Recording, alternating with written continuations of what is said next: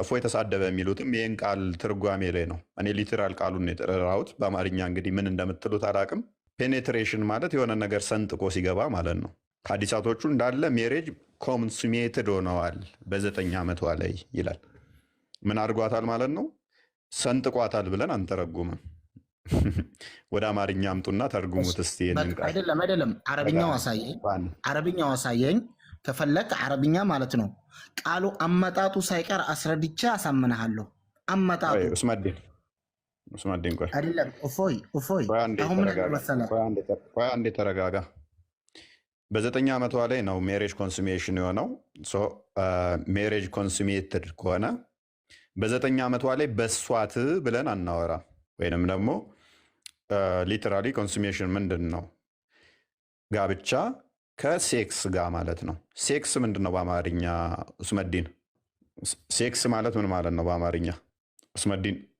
አቤት ሴክስ በአማርኛ አንሶላ መጋፈፍ ወሲብ ማድረግ በሚለው እንያዞና እናንተ ነገር ግን አሁን ማወራህኝ አባት መጋፈፍ ምናምኑን ተውና ሴክስ ማለት ምን ማለት ነው? ሊተራሊ ወሲብ ማድረግ አበቃ። ወሲብ ማድረግ እሺ፣ ኦኬ። ስለዚህ ሜሬጅ ኮንሱሜሽን ሲሆን ደግሞ ምንድነው? ከወሲብ ጋር ማለት ነው። ይህን ቃል ነው የጠራሁት። እፎይ አንተ የተማርከውን አይደለም። አሁን እዚህ ላይ አሁን እያወራን ያለ ነው ማለት ነው። ከ2000 በላይ ሐዲስ ወደ ሙስሊሞች ወደ አስተላለፈችው የሙስሊሞች እናት የአማኞች እናት ወደ ሆነችው ስለ አይሻ ነው እያወራን ያለ ነው። እና እሷ 2000 ምናምን ሐዲስ አይደለም አሁን 2000 አዲስ ያልከው አሪፍ ነው። እሱ ልመልስልህ እኮ ልመልስልህ። እሱንም አይደለም እኔ አሁን ስለ ሐዲሱን አይደለም፣ ስለ ሐዲሱ ወደ ጎን አስቀምጦ አሁን እሱ ወደዚህ አይደለም። 2000 አዲስ አስተላልፋል 2000 አዲስ አስተላልፋል የሚለውን ከዛ በላይ እሱን ላሰማ፣ እሱን ልንገርህ። 2000 አዲስ የምትሉት ምን መሰለህ? አይሻን በ6 ዓመት አገባት፣ በ9 ዓመት ተገናኛትም አልተገናኛትም እሱን ለጊዜው እንተወና 2000 ሐዲስ አስተላለፈች የሚባለው ምንድነው? እሱ 2000 ወሬዎች አወራች ማለት ነው። እውቀት አይጠይቅም እሱ። እንዴት በለኝ እውቀት የሚጠይቀው ለእኔና ለአንተ ነው። እሷ ያወራችሁን መሸምደድ፣ እሷ ግን የኖረችውን ነው ያወራችሁ አይደለ? እሺ። ለምሳሌ ልብሳችን ላይ ፔሬድ ሲነካን በምራቃችን እንጠርግ ነበር ብላ ወደ 10 ጊዜ ተናግራለች። ከ2000 ውስጥ 10 ትቀንሳለህ። ለምሳሌ ልብሳችን ፔሬድ ሲነካን በምራቃችን በምራቃችን እናጥብ ነበር ብላ የተናገረችው አዲስ ወደ 10 አለ። ይህ አሁን ከ2000 ውስጥ ትቀንሰዋለህ። ትልቅ እውቀት ተደርጎ የተወሰደው አንድ በት አዳምጠኝ።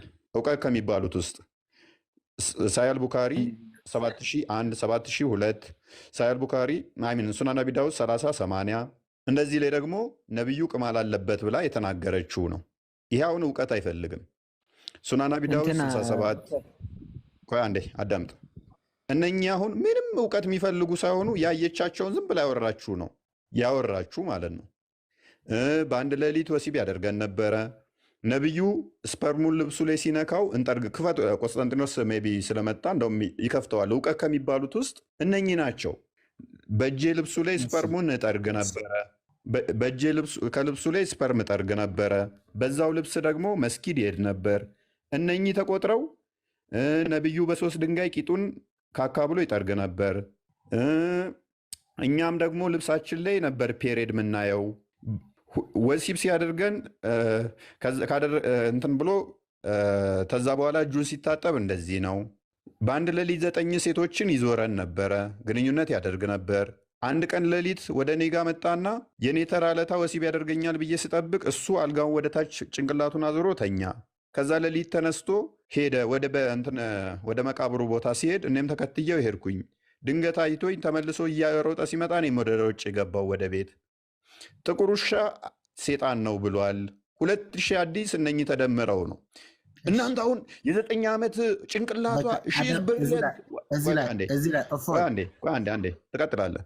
በጣም ምሁር ነች በጣም ምናምን የሚሉን የኖረችውን ያየችውን የሰማችውን ነገረችን።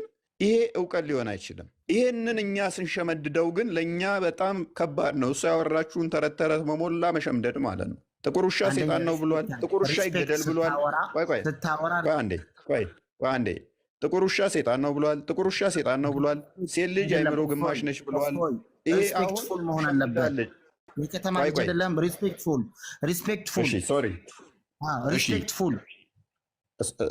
ልብስ ብቻ አይደለም የከተማ መሆን ያለበት።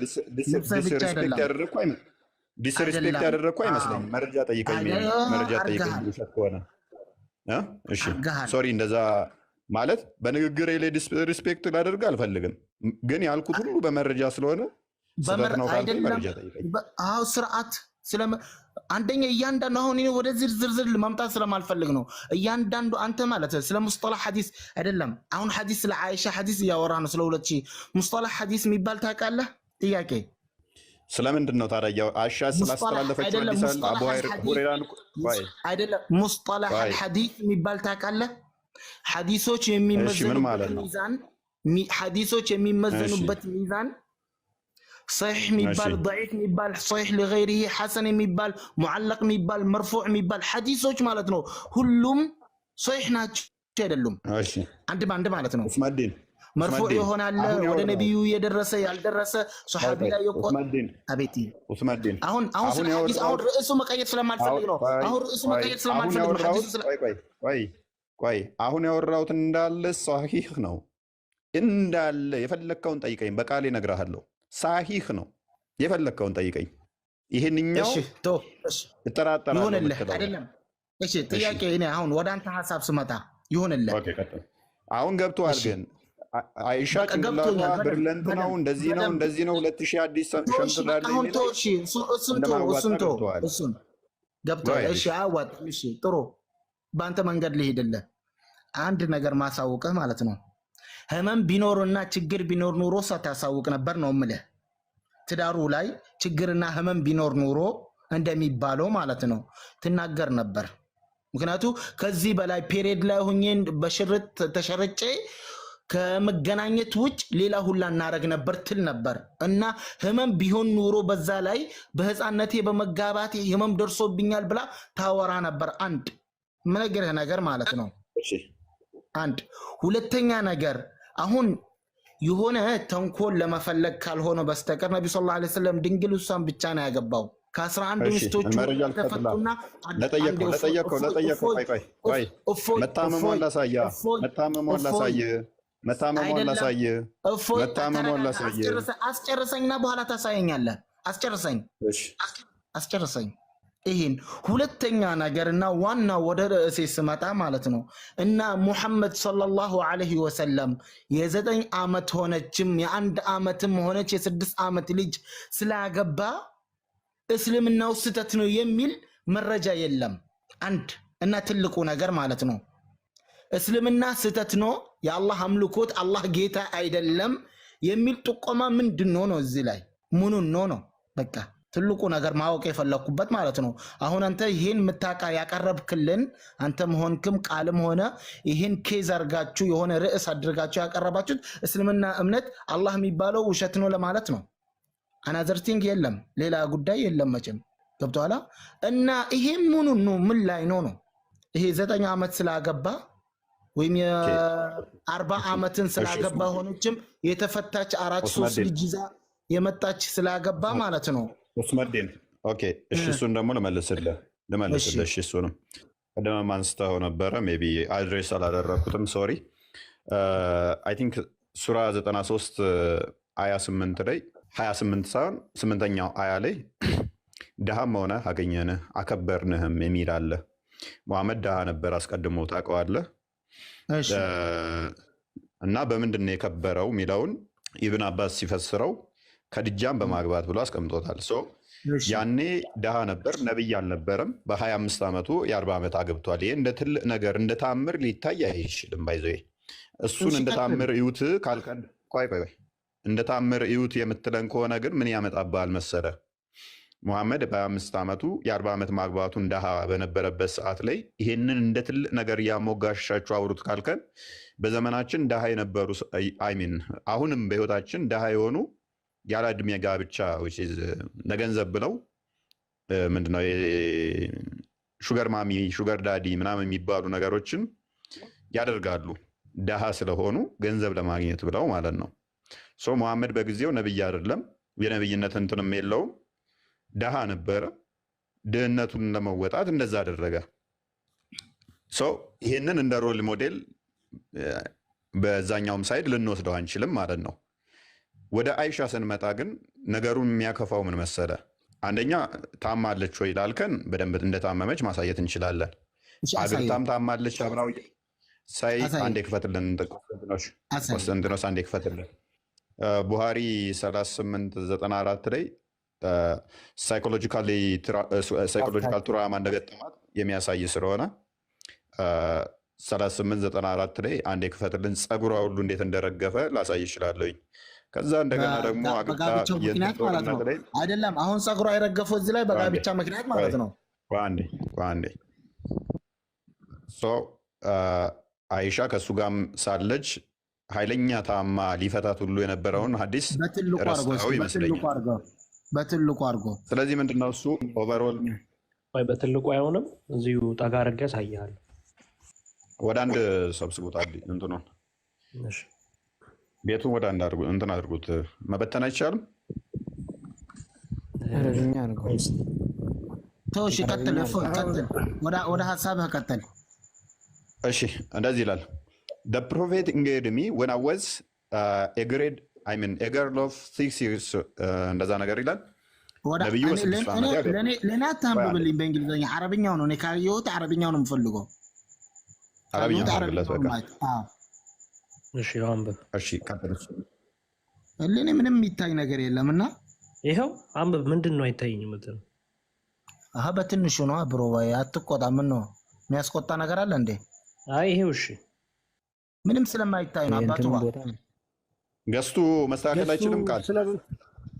አዎ እምቢ አለኝ። እሺ ኦፎይ፣ ወደ ሐሳብህን ሲያስተካክሉ ድረስ ሐሳብህን እሺ ጨርስ።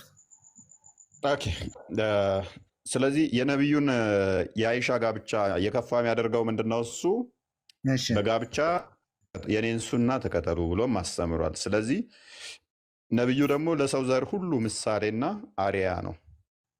አሪያና ምሳሌ ከሆነ እያንዳንዳችሁ የሱን ሱና ማለት ምን ማለት ነው? በመጀመሪያ እንዲመልስልኝ።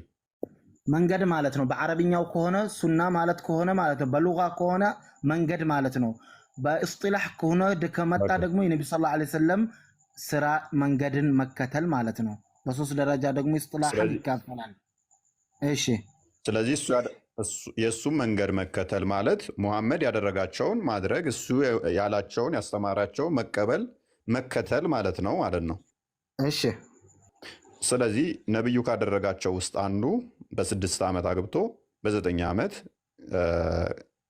ግንኙነት ማድረግ ነው። ይሄንን አንድ ሙስሊም ቢያደርገው የሚያስቆመው ወይንም ደግሞ ትክክል አይደለም የሚያስብለው አለ?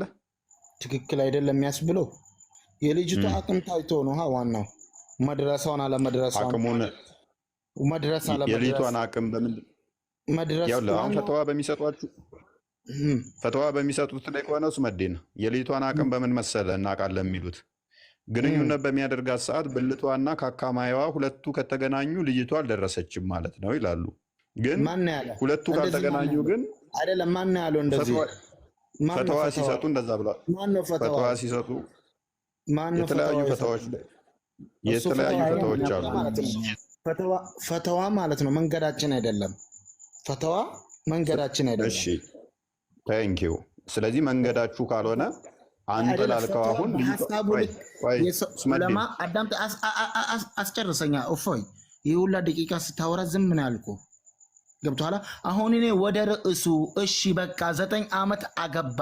ስለዚህ 9 ዓመት ስላገባ ማለት ነው አላህ የእስልምና እምነት ውሸት ነው የሚል መረጃ አሳየኝ። ከዚህ ነው በቃ 9 ዓመት አገባ።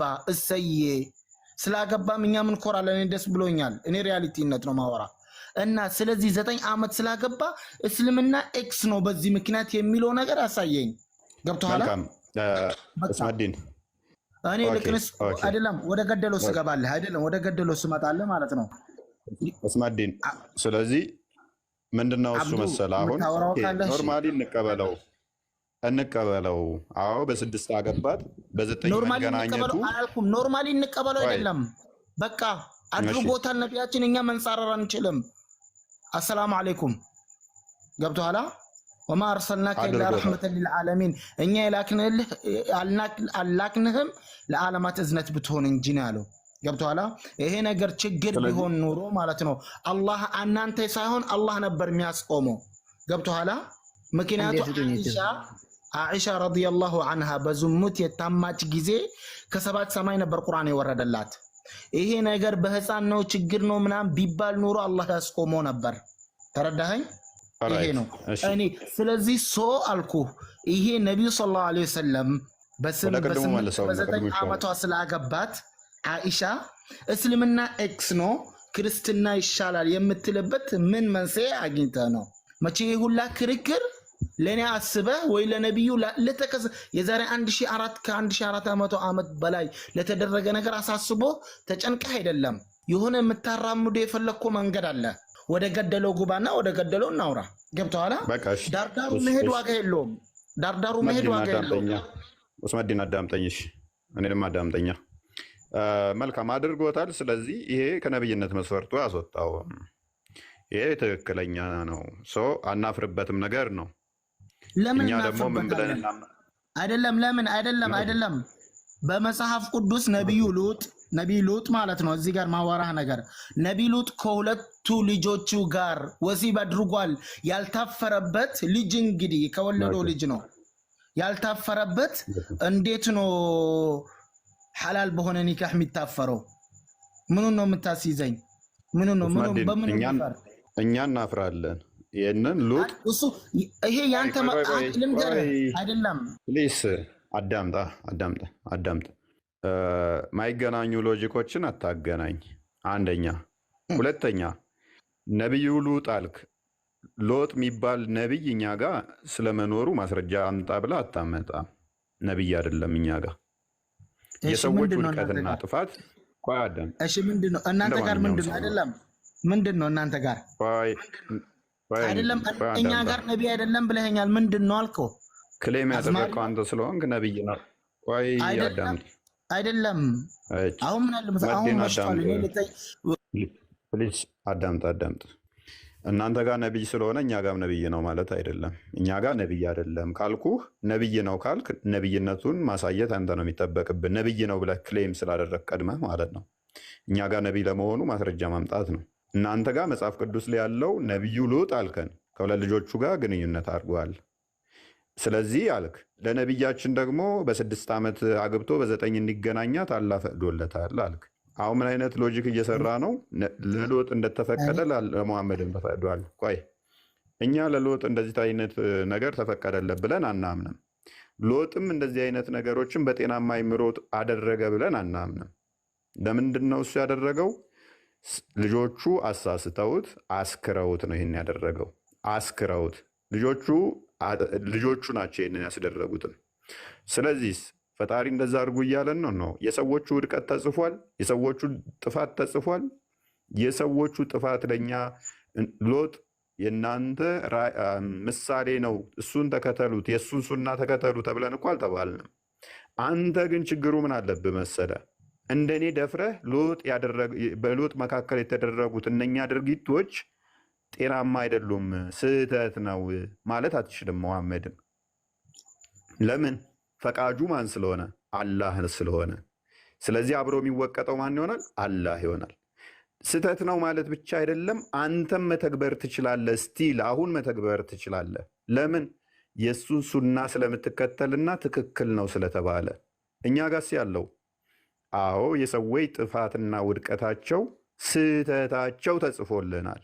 ስህተታቸው ከተጻፈልን እኛ በዛ እንመራለን ማለት አይደለም፣ ወይንም ስህተታቸው ትክክል ነው ማለት አይደለም። አይ ሙሐመድም እንደ ነብዩ ሎጥ እንዳንተ እንዳልከው እኛ ጋር ነብይ ባይሆንም ተሳስቷል። ስለዚህ በዛ እንመራበትም። እንደዛ ማግባቱ ህፃን ልጅ እንደዛ ማድረጉ ስህተት ነው ካልከን እንጨባበትና እንጨርሳለን። አይደለም ወደፊትም አይደለም ካላልካየ ካላልክ ደግሞ ኦልዌይስ ምን እናደርጋለን ማለት ነው? እንወቅሳለን። ምክንያቱም ትክክል ነው ነብዩ ያደረገው ቃል ለምትወቅስብኝ ምክንያት አሁን እኔ አወራሁ። እኔ ምናል ከዚህ በፊት አሁን እኔ ወደ ገደለው ለመግባት ነው እንጂ እያንዳንዱ ላወራሃትን መረጃ ማስረጃ አልፈለኩም ሆኖ ነው። ገብቶሃል? ወደ ገደለው እንሂድ በሚል ነው አውቄ ያሳለፍኩ እለፍ እስከ መጨረሻ አንድ ነገር እኔ ያቀረብኩልህ ነገር ማለት ነው። አንድ ነገርና ዋናው አንተ ዛሬ ጠበቃ አንተ ዛሬ ከ1400 ምናምን ዓመታት በኋላ ተነስተህ ጠበቃ የምትሆንበት ምንም ምክንያት የለም። አንድና ትልቁ እውነታው ማወራ ተረዳኛ። ኡስመዲን ሱና ብለህ ስትከተል ከ1400 ዓመት በፊት የተደረገውን እየተመሳሰልክ ነው አይደለም? ማን ሲያደርጋየው? እሺ አይደለም። በዚህ ሰዓት ማን ሲያደርጋየው? ኖ አይደለም። አሁንማ ቆይ ኡስመዲን ጎጂ መሆኑ ከጊዜ በኋላ ሲገባ ስለተውከው አይደለም። ጎጂ ምናምን አይደለም። ተሳስተሃል። በጣም you have a mistake now። አይደለም አሁን ስህተት አለ ኡስመዲን። ቆይ ካበላል ጀምሮ ሽንት ቤት እስካገባብ ካለባበስ ጀምሮ ሰላም እስካባባል እስከ አስተጣጠብ የነብዩን ሱና ትከተላላችሁ። እዚህኛው ላይ ሲመጣና እኛ ይሄንን ስንቃወም አሁን ማድረግ ስላቆማችሁ አንድ ያቆማችሁበት ምክንያት ምንድነው? እሱ የሀገሪቱ ሕግ ስለማይፈቅድ፣ ሁለት ጤናማ እንዳልሆነ ከጊዜ በኋላ በደንብ ሲገባችሁ ስትረዱ ስላቆማችሁት፣ አይ ከአንድ የምትከተል ተሆነ ደግሞ ዛሬ የሚያደርጉትን ሰዎች መውቀስ አችልም። ኮንዶማይን አልተደረገም ነው እያልኩ ያለሁት። የኔን ሱና በጋብቻ ደግሞ ምሰሉ ብሎ አዙሃል። ቀጥል። እሺ። እና አሁን አንተ ባጭሩ ወደድክም ጠላህም አንተ ስላልተዋጣ አንተም ሆንክም አንተም ደጋፊዎች ስላልተዋጡ ማለት ነው። አሁን አንተ በኢትዮጵያ አይደለም መሄድ ያለበት፣ አረብ ሀገር አሁን ድረስ አለ ይሄ ነገሮች። ማንም የሚቃወም የለም። ተረዳኸኛ? ማንም የሚቃወም ነገር ማንም የለም። በህጉ ሁላ አለ። አበቃ። ቤተሰብ ወላጅ እስከፈቀደ ልጅቷ ፈቃደኛ እስከሆነች ድረስ ማንንም የሚል የለም። ግን አሁን እንከን ለመፈለግ ግዴታ በዚሁ እንያዛችሁ። እኔ አንድ መረጃ ስጠኝ፣ እስልምና ስተት ነው የሚል መረጃ ነው እንጂ የምፈልገው ነብዩ እንደዚህ ይሄ ምንም ምክንያት አሁን አንዱ ይሄ መድረክ ዋና የከፈታችሁበት ዋና ዓላማው ማለት ነው እስልምናን ስተት እምነት ነው ለማለት መሆኑን አውቃለሁ 100%። እኔም ሁሉም የገቡትም አንተም ሳትቀር በደም ታውቀዋለህ። ይሄ ነገር ለማንም ድብቅ የሚሆን ነገር አይደለም እና ይሄ ምክንያት ይሄ 9 ዓመት ነብዩ ሰለላሁ ዐለይሂ ወሰለም ስላገቡ እስልምና ዜሮ የሚሆንበት አይደለም። ይሄ የነበረ ዓዳ ነው በአረብ ላይ አሁን ድረስ አለ። ግልጹ ማወራ ማለት ነው አሁን ድረስ አለ እና ሌላ ኡስመዲን ያ አሁን እኮ ችግሩ ምን መሰለህ? አሁን ድረስ አለ። በተለይም ወደ አፍጋኒስታን እንደዚህ በደንብ ኤክሰርሳይዝ ይደረጋል የነብዩ ሱና ነው ተብሎ። ይሄ ነገር ግን ጤናማ አይደለም። ህፃናትን የሚመርዝ ምክንያቱም ወንዱ እስከ 4 ድረስ ማግባት ይፈቀድለታል። እንግዲህ ኢማጂን እስከ 4 የተፈቀደለት የ6 ዓመት ምናምን አግብቶ አንደር 10 ዓመት እንኳን ያልሞላችን ተዛ ወሲብ ሲያደርጋት እዛም ሄዶ ወሲብ አድርጎ መጥቶ እሷን ደግሞ ተጨማሪ ወሲብ ሲያደርጋት ለአባላ ዘር በሽታ የሚያጋባት ይሄን ሐሳብ መልቀቅ አልፈለክምና እኔ አይደለም ይቅርታ አንደኛ ለአባላ ዘር በሽታ የሚያስይዛት ይቅርታ ጋር አሁን ይሄን ብለሃልማ በአረብ ደረጃ አሁን ያለው ዓዳን አለና ከዛ ወደ ሐዲሱን እኔ መረጃ እንድትሰጠኝ ፈልጎ አለ። ምክንያቱም ከአንተ ካልከው ቃል የተነሳ ምክንያት አንድ አረቦች በ8 በ7 ዓመት ሊያገባ ይችላል። ጮኛነት ነው ግን ቀለበት ነው በአሁን ዘመናዊ እንደሚባለው ማለት ነው። የሚገባባት ሲደርስ እናትዮ ደርሳለች ብላ ስትሰጠው ነው ወይም አለበለዚያ የሚስቱ እናት ጋር ማለት ነው። እኔ ማቅ ነገር ነው ማቆ ነው ማወራ የ20 ዓመት ሰውዬ ወጣት የ7 ዓመት ልጅን ጮኛ አደረገ። እናቱ ጋር 4-5 ዓመታት ታድር ነበር ልጅ ወንዱ ሳይገባባት 4 እስከ 5 እስከ 6 ዓመት ደርሳለች እስክትለው ድረስ በቃ አሁን ስለዚህ በ9 ዓመት ሙሐመድ ሰለላሁ ዐለይሂ ወሰለም አይሻን ተገናኟት የሚል አሳየኝ። በ9 ዓመት ተገናኟት እያልከኝ ነው። አልገቡባትም እያልከኝ ነው አንተ። ገብቶባታል የሚል አሳየኝ። መልካም ባሳየህስ? ካሳየኸኝ ደግሞ ከዛ ወደሚዋይነ ወደ መንቀጥለው እንቀጥላለን። ሸርሑ ሁላ እናየዋለን። ችግር የለውም። ዛሬ ብቻ አይደለም ፎሎ አድርገዋለሁ ከአሁኑ ይሄ ፔጅ ማለት ነው። በሐዲስ ደረጃ ከመጣ ኩቱቦች አሉ፣ ሸርሖች አሉ። ፎሎ አድርገኝና በቃ ስንገባ እንትን እንላለን። ሌሎች ቶፒኮችም ላይ እናነሳለን። አንዴ ሱነን አቢ ዳውድ አንዴ ክፈትልን እንትና ሐዲሱ አሳይን ضعيف ይሁን صحيح ይሁን እታች ላይ ትንሽ እታች ላይ ሰሒህ ነው። እሺ ኦኬ አረብኛውን አድርግለት። እንግሊዝኛ አንብቦ ችግር የለው ወይም ዙም አድርጎና አረብኛውን አድርግለት። ሞር እሺ ያው እና حدثنا سليمان ነው መሰለኝ። አንተ والله በጣም ዝቅ ሆኖ ነው የምትታየኝ። አም ሶሪ እንግዲህ ወይም አንተ እንግሊዝኛውን አንብቦና በአማርኛው ችግር የለውም። ሐዲሱ ችግር ካለበት በሐዲሱ ልናቆን እንችላለን። ሂድ ችግር የለውም። ትርጉሙ ትንሽ አስጠጋለት። እሺ አሁን አይታይም? አሁን ትንሽ ይሻላል። ኦኬ እያነበብከው ነው? አዎ እያነበብኩት ነው። እሺ ድምጽ አይሰማም። እሺ ምን ይላል መሰለ حدثنا سليمان ابن حربي وأيوب الكعبينو كالبي والله ትንሽ ዙም አድርግልኝ ምንም ስለማይታይ ነው ብሮዋ በቃ እንደዚህ ይሻላል ጎበዝ።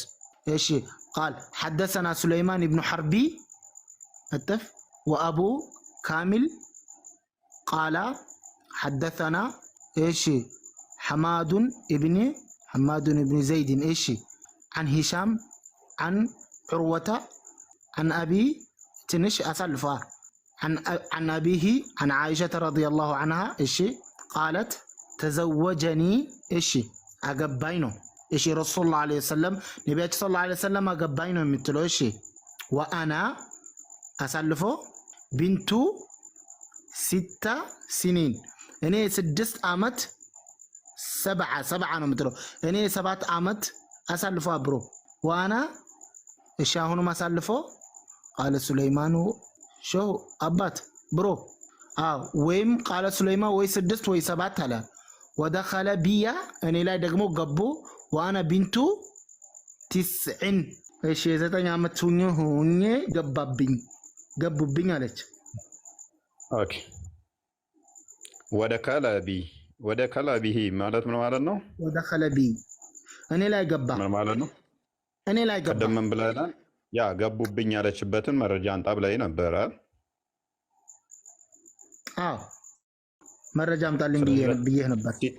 በስንታ ሲታ ላይ ምን ታደረገች? ጮኛነት ነበር። በ6 ወይም በ7 ጮኛነት ነበር። ሲሳ ላይስ ከዛ በ9 ነበር። በ9 ደግሞ ገቡባት። ቴንክ ዩ። ስለዚህ ያልነው ትክክል ነው አይደል? እሺ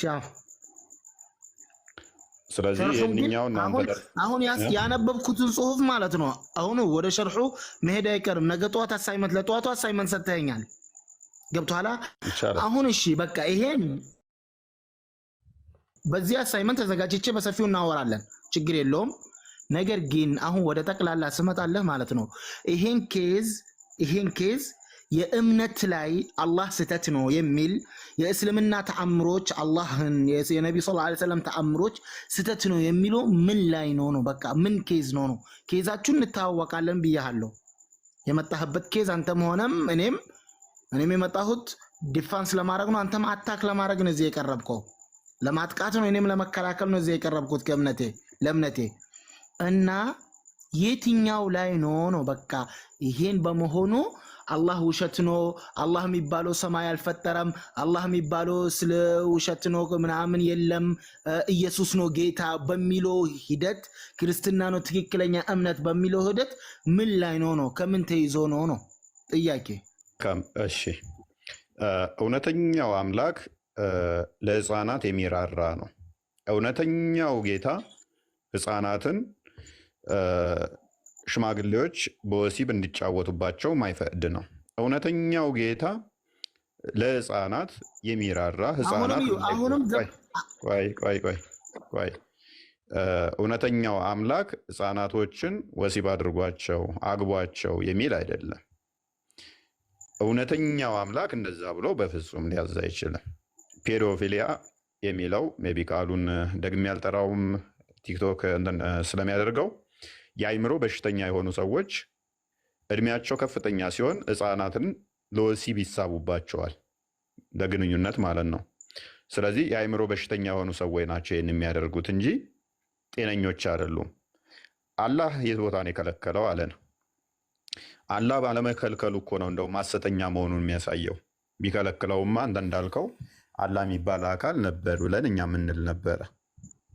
አላህ የሚባል አካል አለመኖሩን የሚያሳየው ምንድን ነው? እሱ አላህ ፈቅዶልኛል ብሎ እንደዚህ አይነት ቆሻሻ ነገር ነው። ይሄ በዘመናችን ሕፃን ልጅን የ56 ዓመት ሽማግሌ የ6 ዓመት ሕፃን ልጅን ሲያገባና በ9 ዓመቷ ያውም የ30 ሰው የወሲብ ጉልበት አለኝ ብሎ የሚል ሲደረምሳት ወይንም ሲቀነጥሳት አምላክ የሚባል ነብይ አድርጎኛል ብሎ አምላክ የሚባለው ደግሞ ዝም ማለቱ which is weird ወይንም ይህ አምላክ እንደው አለ ቢባል እንደው እንደ አግኖስቲኮች ወይ እንደ ኤቲስት እንደ አግኖስቲኮች እንኳን እንደው ቢታሰብ በጣም ጨካኝ የሆነ አምላክ ወይንም ለሕፃናት የማይራራ ክፉ የሆነ አድርጎ እንዲሳል ያደርገዋል። በጣም አረመኔ የሆነ 30 የወሲብ ጉልበት ያለው አካል የ6 ዓመት ሕፃን ልጅን በ9 ዓመቱ እስስ እኮ ነው አካላቱ በጣም ደም ነች ገና እንቦቆቁር ላይ ሆነችን ይሄ ፌሮ በሰውነቷ ውስጥ የጋለ ፌሮ እንደመክተት ማለት ነው። በጣም ይሄንን ዘግናኝ ነገር ደግሞ ያደረገውን ሮል ሞዴል አድርጋችሁ ተከተሉት ማለቱ እንደውም ባለመቃወሙ አላህ የሚባል አለመኖሩን ማሳያ ነው። አለመኖሩን የሚያሳይ ራሱ። ስለዚህ እሺ ምንድነው አላህ ፈቀደልኝ ብሎ አምላክ ፈቀደልኝ ብሎ ይሄን አስቀያሚ ድርጊት እንዳደረገው የሚያሳይ ነው። አዛኝ መስለህ አንድ ቃል ላይ አትመላለስና ማለት ነው። ስለዚህ የተሰቀለው ክርስቶስ ፈጣሪ ነው ልትለኝ ነው? ጥራለው ኡስመዲን። እሺ ፈጣሪ እንዴት ይሰቀላል ነው እኔ ደግሞ ጥያቄ። ፈጣሪ ሰማይን ምድርን የፈጠረ ጥያቄ ማወቅ መጠይቅ እንዴት የሴት ማህፀን ውስጥ ገብቶ ደም እንዴት ይጠጣል? ኦኬ መረጃ ታመጣለህ። ደም ጠጣ የሚል መረጃ ታመጣለህ። መቼ ሴት ያረገዘች ሴት ምንድነው ወር አበባ ታያለች እንዴ? ተረጋጋ። አሁን ለጠየቀኝ እኔ ማስረጃ ሰጣለሁኝ። ተረጋግተህ በመረጃ እናወራለን። ሱራ 61 12ኛውን አያ ትከፍትልኛለህ አንዴ? ቆስጠንጢኖስ ያንተ ፈጣሪ ያልከው የሴት ማህፀን ቀሚስ ገልቦ ለምን ብልት ላይ እንደሚነፋት በዛው ትነግረኛለህ። ማለት በአፉን የነፋው ወይንስ በእግሩ ነው ወይንስ በብልቱን የነፋው? እሱን ታስረዳኛለህ። ይሄ ቁርአኑ ላይ ይሄ በዚህ ሲፋኛ መፈልፈልኛ አንደኛ ቀሚስ ገልቦ የሚለውን ነገር ታሳየኛለህ። ቀሚስ ገልቦ ነው ያልኩት፣ ታሳየኛለህ። ቀሚስ ገልቦ ቁርአን ነው አሳያለሁ። ቀሚስ ገልቦ ስለሚያስቀምጥልህ 66ኛው ሱራ አይ ቲንክ 66ኛው ሱራ 12ን አላህ ምን ነክቶት ነው የሴት ቀሚስ መቼም ቀሚሷን ያለበሰችም ራቁቷን ነች። ራቁቷን አግኝቶ ነው ብልቷ ላይ ነፋው እያለኝ ነው ይሄ ልጅ።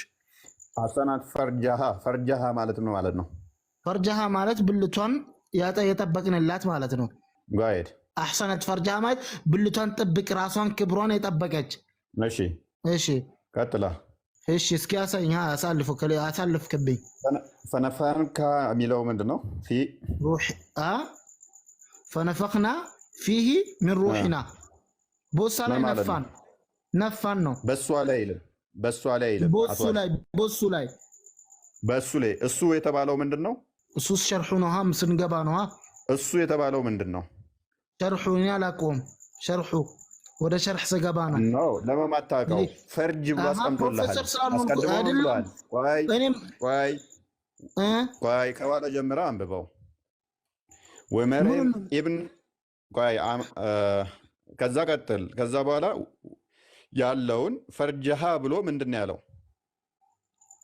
ወሰደቀት ቢከሊማቲ ረቢሃ ነው የሚለው። ከዛ በኋላ እሱን አልጠየቅኩም እሱን። እሺ ፈርጃሃ ካለ በኋላ ፈነፈንካሃ ፊ የሚለውን ተርጉምልን። ፈነፈኽና ፊሂ ተርጎምልኝ። ፈነፈኽና ነፋንባት ፊሂ ነፋንባት አይልም። ነፋንባት አይልም። አረብኛ አችልም። እሺ ምንድን ነው የሚለው? ፈነፈኽና አይደለም ምንድን ነው የሚለው? እስኪ አስረዳኝ። ነፋ በእርሱም ላይ ነው የሚለው። እሱማ ፊሂ ነው። ፊሂ ነው። ነፈኽና ማለት መንፋት ማለት ነው። ነፍኽ ከሚለው ቃል ነው የመጣው። ሁለቱን አንድነት አልኩ እኮ ሁለቱን አንድነት አብረህ በለው አልኩ። ፈነፈኽና ፊሂ በእሱ ላይ ነፋን። እሺ ሚን በእሱ ሩሒና ላይ የተባለው ፈርጇን ነው አይደለም? በእሱ ላይ ነፋን ያለው እኔ እሱን አላቅም። አንተ ለማማታቀው አንደኛ ምን አልከኝ መሰለህ? ልብስ ገልባ አልከኝ። ማን ልብስ ገልቦ አሳየኝ። ልብስ ገልቦ ላሳየህ ነው ብለኸኛል። ወይ ላሳየህ አይደለ? ሜሬም ራቁቷን ነው የምትንቀሳቀሰው አይደለም? አሁን ሴኮ አይደለም። አሁን ሴኮ ምናምን ወደ አንተ ራቁቷ ነው ትንቀሳቀስ አይደለም። አሁን ልብስ ገልቦ ቁርአን ላይ ብለኸኛል። ልብስ የገለበችበት ቦታ አማርኛውን ተፍሲር አድርግልኝ አንዴ። አሳያለሁ። ራስህ እንድትል አደርግሃለሁ። እኔ ችግር የለብኝም። አራጭ ምን አይደለም። እሺ አንብበው እንዴት እንደምትል አለበለዛ ሜሬም ራቁቷ የምትንቀሳቀስ ነች። የሙስሊሟ ሜሬም ራቁቷን ስትሄድ አግኝቶ ነው ብልቷን የነፋባት። ልክ እንዲህ ይላል። የኢምራንን ልጅ ሜሬምንም ያችን ብልቷን ምኗን ብልቷን ደስ ስትራንተች ፊደል ተራጋጭ ነገር ነች። ብልቷን በጣም የጠበቀችውን በእርሱም ውስጥ ከመንፈሳችን ነፋፋን። በምን ውስጥ ነው የነፋፉት? እሺ በእርሱ ውስጥ አለ። ምን ውስጥ ነው ምን ውስጥ ነው? ምን አቅልሃለ? በእርሱ አይደለም እንዲ ያለው እዚህ ላይ አሁን ልብስም ሆነ በቃ በእርሱም በቃ አለ። እሺ ቆይ ብልቷን ጠብቃለች። ስለ ብልቷ ነገረንና በእርሱም ውስጥ ነፋፋን። አላህ ምን ነክቶት ነው ብልቷ ውስጥ የሚነፋው? በምንድን ነው የነፋው? ታስረዳኛለህ? በጣም ትገርማለህ። እሺ እውነት ነው፣ በጣም ገርማለህ። ምክንያቱም አይደለም በጣም ለምን መሰለህ? አይደለም ቁርአን ላይ ለምን ብልት ተባለ ነው? አይደለም አሁን ቁርአን ላይ ለምን ብልት ተባለ ነው? አይደለም አላህ ለምን የሴት ብልት ላይ ይነፋል ነው? ምን ነክቶት ነው አላህ የሴት ብልት ላይ የሚነፋው? አላህ አይደለም መጀመሪያ የመጣላት ማለት ነው። መጀመሪያ ቁርአኑን ከመጀመሪያ አንብቦ ሱረቱ መርየም ላይ የራሷ ምዕራፍ ላይ በደንብ ማንበብ ትችላለህ። ቁጥር እዚህ ጋር አይደለም ሱረቱ መርየም ሱራ 14 ላይ ማለት 19 ቆይ ያላህ ይሄ መንፈሴን ነፋውባት ያለው የሙሐመድ መንፈስ ነው በሜሬም ብልት ውስጥ የተነፋው እያልከኝ ነው? ሙሐመድ መንፈስ አለው እያልከኝ ነው? አይደለም ተረጋጋ። አይደለም አሁን ያላልኩት ነገር ለምንድን ነው የምትለው? ጎበዝ እንድትባል ነው ወይስ በማምታታት ጎበዝ? ይሄ ጉብዝና እንዳይመስልህ። ጎበዝ ያላልኩት ቃላት አይደለም። አሁን እፎይ ያላወጣሁትን ከአንደበት ያልወጡትን ቃላት ነው አንተ እያልክ ያለው። ምን ምናምን እኔ ለማሳቀቅ መስሎ ነው? አልሳቀቅም እኔ። ወይም አንተ ጎበዝ ልትባል መሰለህ እንዴ? እየተረበሽኩኝ አይደለም፣ ግን አይደለም ሪስፔክት መሆን አለበት። ስለ ቁርአን ስታወራ፣ ስለ አላህ ስታወራ ሪስፔክትፉል። ሙስሊም ሆኖ ክርስቶስ ኢየሱስን የሚሳደብ አታገኝም። ለምን እስልምና ላይ ከለከለን? ይህም ፖለቲካ I don't like this politics። እንደዚህ አይነት ፖለቲካ ብዙም አይመቹኝም። እስልምና ክርስትናን ያልሰደበበት አንድም ምዕራፍ የለም። ኤኒዌይስ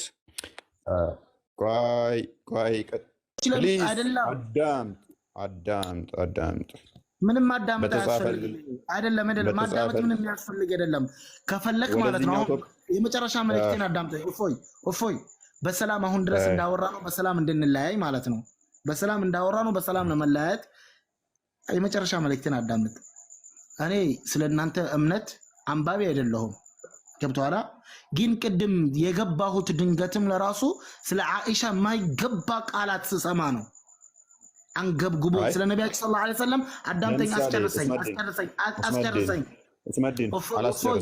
እየሰደብኩህ አይደለም። እየሰደብከኝ አይደለም። በጣም ጨዋ ልጅ ነው። ተመችተኛል። ባይዘይ ተመችተኛል። ኡስመዲን ቆይ ተመችተኛል። እኔም አንተን ምንም የሰደብኩ ያለ አይመስለኝም። ማይገቡ ነገሮችን ሰምቼ ነው የገባሁት አልክ። አንዲት ማይገቡ ነገር የተናገርኩትን አንድ ብቻ ጥቀስልኝ። ያለ መረጃ ያወራሁባቸውን አላስታውሳቸውም። የሉም። ስለሌሉ ነው ማታስታውሰው። አይደለም አሉ። አንደኛ ራሱ ቃላት የምትጠቀማቸው ቃላት ራሱ አሁን ለራሱ የተጠቀምካቸው ቃላት አግባብ አይደለም። ጭንቅላት ሚነካ ቃላት ነው። አላህ ምን ሆኖ ነው በእግሩ ነው የሚነፋው? በምንድን ነው የሚነፋው? አሁን ስለ አምላኬ ስለ አላህ ስለምገዛው ግንባሬ መሬት ስለማስቀምጥለት ጌታ ነው። አሁን አንተ በምን መንገድ ነው እንደዚህ አይደለም። አብራራልኝ። አንድ አማርኛ ነው። ይሄን ቃል አልገባኝም። በሪስፔክት ፉሊንግ ማውራት ትችላለህ። ነገር ግን በእግሩ ነው በምን ይሄ ማንቋሸሽ ነው የሚባለው አይደለም። ስመድን አየህ ፔኑ ገባ። እኔ የምፈልገው ይሄንን ነው። ቆይ አስቀድመህ ምን አልክ? ቆይ አስቀድመህ ምን አልክ? ያንተ አምላክ ደም ሲጠጣ ደም ሲልስ ምናምን እያልክ ያልተጻፈ እያወራህ ነበረ። እኔ አልኩኝ ደም ሲልስ አይደለም። እኔ ደም ሲልስ አልኩኝ አይደለም። እኔ ደም ሲልስ አልኩኝ እንዴ ብለህ ነበረ አይደለም። አንተ ላይ ምን አለ መሰለህ ትልቁ ነገር ያልተባለውን ትላለህ። አንድ እፎይ ተጠንቀቅ። ወይም ረስተህ አውቀህ ይሁን አይሁን አላቅልህም አይደለም ብለህ ነበር። መረጃ አውቀህ ይሁን አይሁን አላቅም። ነገር ግን አይደለም ብቻዬን አዳምጠኝ አይደለም ብቻዬን አዳምጠኝ ባይነህ ብቻዬ ላውራ ባይነህ ገብቶሃል አባቴ ሼክ አብዱ አሰላሙ አለይኩም አለይኩም ሰላም ወራህመቱላህ ብለሃል እሺ ደም ሲልስ ያ ወደዚህኛው የገባ ነው። አታክ አታድርገኝ ብዬህ ነው። መረጃ አንጣ እንደዛ ሚል መረጃ አንጣ ስለ ደም ሲልስ ብዬ ነው ብለሃል። የምር ያው ኮመንትም ላይ ያው ብለሃል። ሪከርዱ መውጣት ይችላል። ሪከርዱ መውጣትም ይችላል። እኔ ጋር እኮ አለ እዚህ ላይ ደም ያንተ አምላክ ደም እየጠጣ ማህፀን ምናምን ብለህ ተናግራል። ሊትራሊ ቃል በቃል ደም ሲጠጣ ማህፀን ውስጥ ሆኖ እስመዲን አይደለም። እኔ ያልኩት ማለት ነው አይደለም። እስመዲን አታክ አታድርገኝ አልኩ። ለዚህ ነው አታክ አታድርግ። አታክ ሳታድርግ አውራ። እኔም አታክ ሳላድርግ አወራለሁ። ወደዚህኛው የመጣሁብህ እንደውም ቀጥታ አታክ ማድረግ ስትጀምር ነው። እኔን አታክ ስታደርግ እኔም አንተን አታክ ማድረግ እንደምችል እንድታውቀው ነው። ስለዚህ የተጻፈውን ግን ማውራት እንችላለን። የተጻፈውን ይኸው እንደዚህ ተጽፏል፣ ይህንን እንዴት ነው ብሎ ኢቨን ክሪታይዝ ማድረግ መፍትህ ነው፣ መተቸት መፍትህ ነው። የተጻፈውን ያልተጻፈን ግን ቃል ራስ ጽፈህ ካወራ እኔም በዛው መጠን እንትን ማድረግ ስለምችል ማለት ነው። እሺ አሁን ይሄ ማለት አሁን ተው ስለመንፋት ብልት ስለተባለ ወይ ስለ ብልት ልብስ ስለገለበ ስላልገለበ አሁን ማለት ነው። አሁን እዚህ ላይ ወደ ዋናው ስንመጣ ይሄ ማለት አላህ አይደለም ወይ ምን ትርጉሙ ለአንተ ብቃቱ አንሶኝ ይሆናል ለአንተ ለማብራራት ለማስረዳት ወይ ለአንተ ብቁ የሆነ መልስ ለመመለስ ብቃት አንሶኝ ሊሆን ይችላል። ገብቶሃል? that's not meaning አንተ ትክክል ነህ ማለት አይደለም። ይሄ አንተ ትክክል ነህ ማለት አይደለም። ይሄ አንድ ነገር ምልህ የፈለኩት አሁን እኔ በመጨረሻው ያለችኝ 10 ደቂቃ ለመጠቀም ነው። ከዚህ በኋላ መተኛት ነው ያለብኝ፣ መተኛት ነው የምፈልገው። አሁን አንተ እየሰበክ ያለው እውነት ነው። እሱ ካልሆነ ማን ነው የሚሆነው ብለኛል። ኢየሱስ ወደ ቀጥታ ልሄድ ስል ማለት ነው እስካሁን ድረስ ስለ አይሻ ስታወራ፣ ስለ ሐዲሶቿ ስታወራ፣ ስለ ስፔርማ ስታወራ፣ ስለ ደሙን በመራቃችን ስትል ምንም መልስ ለመስጠት ምንም ለመከራከር መንገድ አልቆምኩብህም። ገብቶሃል? አሁን ምን አልከኝ? ያው የተሰቀለው ነው ጌታ። ስለዚህ ጌታ ለምን ተሰቀለ? ኦኬ ጌታ ለምን ተሰቀለ? ይሄ ሰፊ ነው። ጋር አጭር መልስ ያ ቤዛ ሊሆነን ባጭሩ ለኛ ቤዛ ሊሆነን ካሳ ክሶ ራሱ ሊያድነን ከምን ቅጣት ተላልፎብን ነበረ። በጥፋታችን ቅጣት ተላልፎ ነበረ። ያንን ቅጣት ራሱ እኛ መካስ ስላልቻልን የምን ቅጣት? አዳምና ሔዋን ቅጣት አንተ በአዳምና በሔዋን ጊዜ አንተ ነበርክ? መልካም ቆንጆ። እኔ አልነበርኩም። ነገር ግን የቅጣቱ ውጤት እኛም ላይ ደርሷል። በምን አይነት ሁኔታ? እንዳበሉ ከተባሉ በኋላ ዘፍጥረት ምዕራፍ 2 ላይ ወደ ገነት ይገባሉ። በገነት ውስጥ ገነት ተሰጣቸው። ስጦታ ነው የገነት። በምድር ላይ ተፈጠሩ። አዳምና ሔዋን በምድር ተፈጠሩ። ከዛ ወደ ገነት ገቡ። ወደ ገነት ተገቡ። ስጦታ ነው፣ ባህሪያቸው ሳይሆን ገነት በጸጋ ያገኟት ነች፣ ንብረታቸው ነች። እንዲንከባከቧት እንዲጠብቋት፣ ልክ እንደ ቤት አንድ ቤት እንደምትሸለመው ማለት ነው የተሸለሟት ነች። ከዛች ውስጥ እየጠበቋት እየተንከባከቧት የሁሉንም ነገር እንዲበሉ፣ ነገር ግን አንዲትን ነገር ብቻ እንዳይበሉ ታዘዙ። ልብ በል፣ አንድ ነገር ብቻ ነው እንዳይበሉ የታዘዙት፣ ሁሉን ነገር ግን እንዲበሉ። መልሱን እያሳጠርክልኝ። እሺ ሰፊ ስለሆነ ነው ቶፒኩ፣ ለዛ ገብቶኛል። ታሪኩ እኛም ጋርም የተጠቀሰ ነገር ስለሆነ ማለት ነው። እናንተ ጋርም ስላለ ፓራላል አሳያለኝ። ይሄ ታሪክ እናንተ ጋርም ስላለ ማለት ነው። ይሄ ሁሉ ከተሰጡ በኋላ እንዳበሉ አንድ ነገር ተከለከሉ፣ በሉ። ከበሉ በኋላ ግን አስቀድመው ከመብላታቸው በፊት ፈጣሪ ቃል ገብቶላቸው እንትን ብሏቸው አስጠንቅቋቸዋል። ሁሉን ትበላላችሁ፣ ከዚህ ዛፍ ግን እንዳበሉ፣ ከበላችሁ ትሞታላችሁ ብሏቸዋል። ሰይጣን አሳሳታቸው፣ ወሰወሳቸው። እናንተ የምትሉት ሱረት አላፍ ላይ ወይም 7ኛው ሱራ 20ኛው አካባቢ አያ ላይ ሱራ 2:34 እስከ 38 ሱራ 20 ከ117 እስከ 125 እናንተ ላይ ቁርአናችሁ ላይ ታሪኩ አለ። እኛ ጋር ሱራ 3 ዘፍጥረት ምዕራፍ 3 ላይ ይገኛል ታሪኩ። ያሳስታችኋል ሰይጣን ማለት ነው።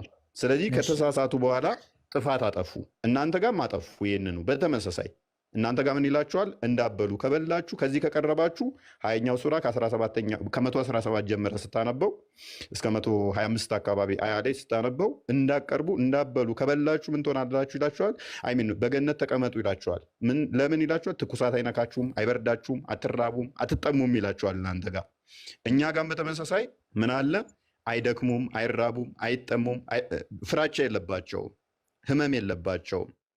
ነገር ግን ያንን በጸጋ የተሰጡትን ትተው አንዲት ነገር የተከለከሉትን በእግዚአብሔርና በእነሱ መካከል ያለችው ሁሉን ነገር ገዢ ተደርገው ተሾመው ነበረ።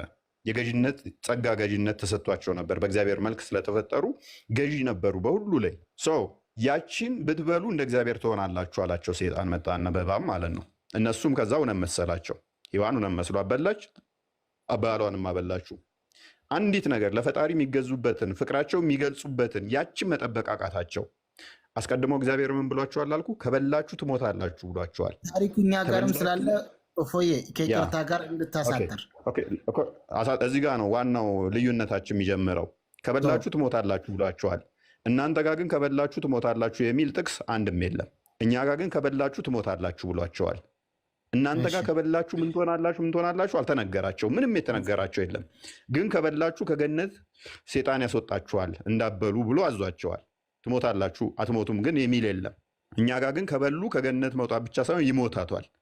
ስለዚህ እግዚአብሔር ደግሞ እውነተኛ ፈራጅ ነው ብለን እናምናለን። እውነተኛ ፈራጅ ከሆነ ደግሞ ግዴታ መሞት አለባቸው። አዳምና ሔዋን ወዲያውኑ ቢሞቱ የሰው ትውልድ አይቀጥልም። ታውቀዋለህ። ትውልድ እዛው ይቆማል ማለት ነው። ትውልድ እዛው ይቆማል። ነሰሰርሊ ምን መሆን አለባቸው? መኖር አለባቸው፣ መዋለድ አለባቸው አይደለ? እሺ ከይቅርታ ጋር ማለት ነው። እፎይዋ ሀሳቡን ተረዳሁትና ስለዚህ ባጭሩ እነሱ ስላልሞቱ የዘር ሰው መቀጠል ስላለበት የእነሱ ወንጀል ዘንድ እኛ ዘንድ ስለመጣ አልወጣኝም። ቅጣቱ እነሱ ላይ ብቻ ቢያበቃ ኖሮ እነሱ እዛው ወዲያው ቢሞቱ ኖሮ አልኩ አንተ አትኖርም፣ ትውልድም አይኖርም። ምክንያቱም ሁለቱ ብቻ ሞቱ አለቀ ይባል ነበር ማለት ነው። ስለዚህ ምን መሆን አለበት? ምን ሆነ ማለት ነው? ተገነት ተባረሩ። ከዛስ ብዙ ተባዙ ተብለው ነበር። ምድርን መሙላት አለባቸው። ወደ ወጡባት ምድር በጸጋ ያገኙትን ገነት ተነጠቁ ማለት ነው። ወደ ወጡባት አፈር ነህና ወደ አፈር ተመለስ ወደምትለው ቃል መጣ ማለት ነው። አፈር ነውና ወደ አፈር መመለስ አለበት። ስጋው ከአፈር ስለተገኘ ነፍሱ ከእግዚአብሔር የተሰጠው ስለሆነ ወደዛ ትሄዳለች። ስጋው ደግሞ ከአፈር ነውና ወደ አፈር ትመለሳለች። ይሄ ፍርድ ተላለፈበት። ይሄ ፍርድ ደግሞ ግዴታ መፈጸም አለበት። ካልተፈጸመ ምን ይሆናል መሰለ ወንድማችን እስመዲን? ካልተፈጸመ ምን ሊሆን መሰለ? ሴጣን ትክክል ይሆንና እግዚአብሔርን ሐሰተኛ ልታደርገው ነው። ምክንያቱም ሴጣን ምን ብሏል መሰለ? ብትበሉ አትሞቱም፣ እግዚአብሔር እንደሱ እንደምትሆኑ ስላወቀ ነው የከለከላችሁ ብሎ ተናግሯል። ካልበሉ ምን ሊሆኑ ነው? እንደ እግዚአብሔር ይሆናሉ። የሴጣን ንግግር ትክክል ይሆንና እግዚአብሔር ደግሞ ትሞታላችሁ ያላቸው ሳይፈጸም ይገርና እግዚአብሔርን ሐሰተኛ ልታደርግ ነው። እግዚአብሔር ደግሞ በባህሪው በፍጹም ሐሰት የሌለበት እሱ ሐሰት ይናገር ዘንድ ሰው አይደለም። ሐሰተኛ አይደለም። እውነተኛ ስለሆነ የግድ መሞት አለባቸው። ተገነት ሲወጡ ከዛ አዳምና ሔዋን አዳም ሔዋንን ያውቃታል፣ ቃየልን ትወልዳለች፣ አቤልን ትወልዳለች፣ መዋደድ ይመጣል። ከዛ አዳም 900 ምናምን ዓመት ይሞታል ማለት ነው። ሞት ፍርድ ተፈረደባቸው ማለት ነው። ፍርድ ቢፈረድ ሞት ትነሳላችሁ የሚለው ደግሞ መምጣት አለበት። እግዚአብሔር ደግሞ ፈራጅ መሆኑን አሁን አየን አይደለ? እውነተኛ መሆኑን አየን። ቆይ እውነተኛ መሆኑን ስላየን እግዚአብሔር ፍርዱን አስተላለፈ፣ ፍርዱም ተፈጸመ። የሴጣን ንግግር ሐሰት መሆኑን አሳየ። ሴጣን ያለው ነገር አትሞቱም እንደ እግዚአብሔር ትሆናላችሁ የሚለው የሴጣን ንግግር ውድቅ ሆነ። አሁን የማን መቀጠል አለበት? የእግዚአብሔር ንግግር ተፈጽሟል፣ ፍርዱ ተፈጽሟል። እግዚአብሔር ደግሞ እውነተኛ ፈራጅ ብቻ ሳይሆን እውነተኛ ፍቅር የሆነ አምላክ ነው። ፍቅር ከሆነ ደግሞ ፈርዶ ብቻ መተው አለበት አንልም። ደግሞ ይቅርታውን ማሳየት አለበት። ይቅር እንዲል ዘንድ ደግሞ ምን መሆን አለበት? የሰውን ልጅ ከሞት ማንሳት አለበት። ልክ ሮሜ ምዕራፍ 5 ላይ ከቁጥር 12 ጀምሮ ኃጢአት በአንድ ሰው ወደ ዓለም ገባ፣ በኃጢአትም ሞት ብሎ ይለዋል። ትንሣኤ ሕይወት ደግሞ በክርስቶስ እንደገባ ይነግረናል ማለት ነው። ስለዚህ ኃጢአት በአንድ ሰው ገብቶ በኃጢአት ደግሞ ሞት እንደመጣ ለሁሉም ሞት ደረሰ። አሁን ኃጢአቱ አይደለም የደረሰን የለው ከአዳም የወረስነው እኛ ኃጢአት የለም ንብረት ነው እንጂ ኃጢአት በፍጹም አይወረስም። ኃጢአት የሚሰራ የሚደረግ ነው። ትንቢተ ሕዝቅኤል ምዕራፍ 18 ቁጥር 4 እና ትንቢተ ሕዝቅኤል ምዕራፍ 18 ቁጥር 20 ላይ ልጅ የአባቱን ኃጢአት አይወርስም ይላል። ኃጢአት የምትሰራ ነፍስ ራሷ ትሞታለች እንጂ ልጅ በአባቱ ኃጢአት አይጠየቅም ይላል። እኛ ግን ምኑ ደረሰብን መሰለ? ሞቱ ወደ እኛ መጣ። ለምሳሌ በቀላሉ ላስረዳ። አንተ አባትህ በጣም ሀብታም ነው፣ በጣም ቢሊዮነር ነው እንበል። በሽልማት ተሰጥቶት ድንገት ሙስና ሰርተሃል ተብሎ ያ ቢሊዮን ገንዘብ ተነጠቀ። በሙስና አንተ አትጠየቅም፣ አባትህ ነው ወንጀሉን የሰራው። አንተ ግን ምኑ ይነካሃል መሰለ ኡስመዲን? ድህነት ይነካሃል። እንዴት ይነካሃል? አባትህ ንብረቱ ስለተነጠቀ ከአባትህ ማግኘት ያለብህ ንብረት ሳታገኘው ከዛ ቤትም እንድትወጣ ያደርግሃል። ስለዚህ አዳምና ሔዋን አሁን ወደ መጨረሻው አዳምና ሔዋን ከገነት በመውጣታቸው ያ ሞት እነሱ ላይ በመምጣቱ እኛን አሁን ምኑ ነካን? ድህነቱ ነካን። ህመሙ፣ መራቡ፣ መድከሙ ጥረግረህ ብላ የተባለው ከዛ በኋላ ነው። እኛም ጥረንግረን እንድንበላ፣ እንድንደክም፣ እንድንታመም፣ እንድንሞት ምክንያት ሆነን ከገነት መውጣቱ። ይሄ ነገር እኛ ጋር ብቻ አይደለም ባይዘው የሚሰራው ቁርአንህ ላይ ያሳይሃለሁ። እናንተም አዳምና ሔዋን በገነት ውስጥ ሱራ 2 34 እስከ 38 ላይ አዳምና ሔዋን በገነት ውስጥ አይራቡም፣ አይጠሙም፣ አይደክሙም፣ ትኩሳት ፀሐይ አይነካቸውም ይላል። አንተ ኡስመዲን ወንድሜ ይርብሃል፣ ይጠማሃል፣ ትኩሳት ይነካሃል፣ ያምሃል፣ ትሞታለህ። በማን ምክንያት ነው ይሄ ደረሰብህ? ገነት ስለሆንክ ነው? አይደለም። ከገነት ወጥተሃል። አንተም በማን ምክንያት? በዲያብሎስ ምክንያት። ዲያብሎስ አዳምና ሔዋንን ስላሳሳተ። ስለዚህ እኛም ይሄ መራቡ፣ መጠማቱ፣ ትኩሳቱ ነካን።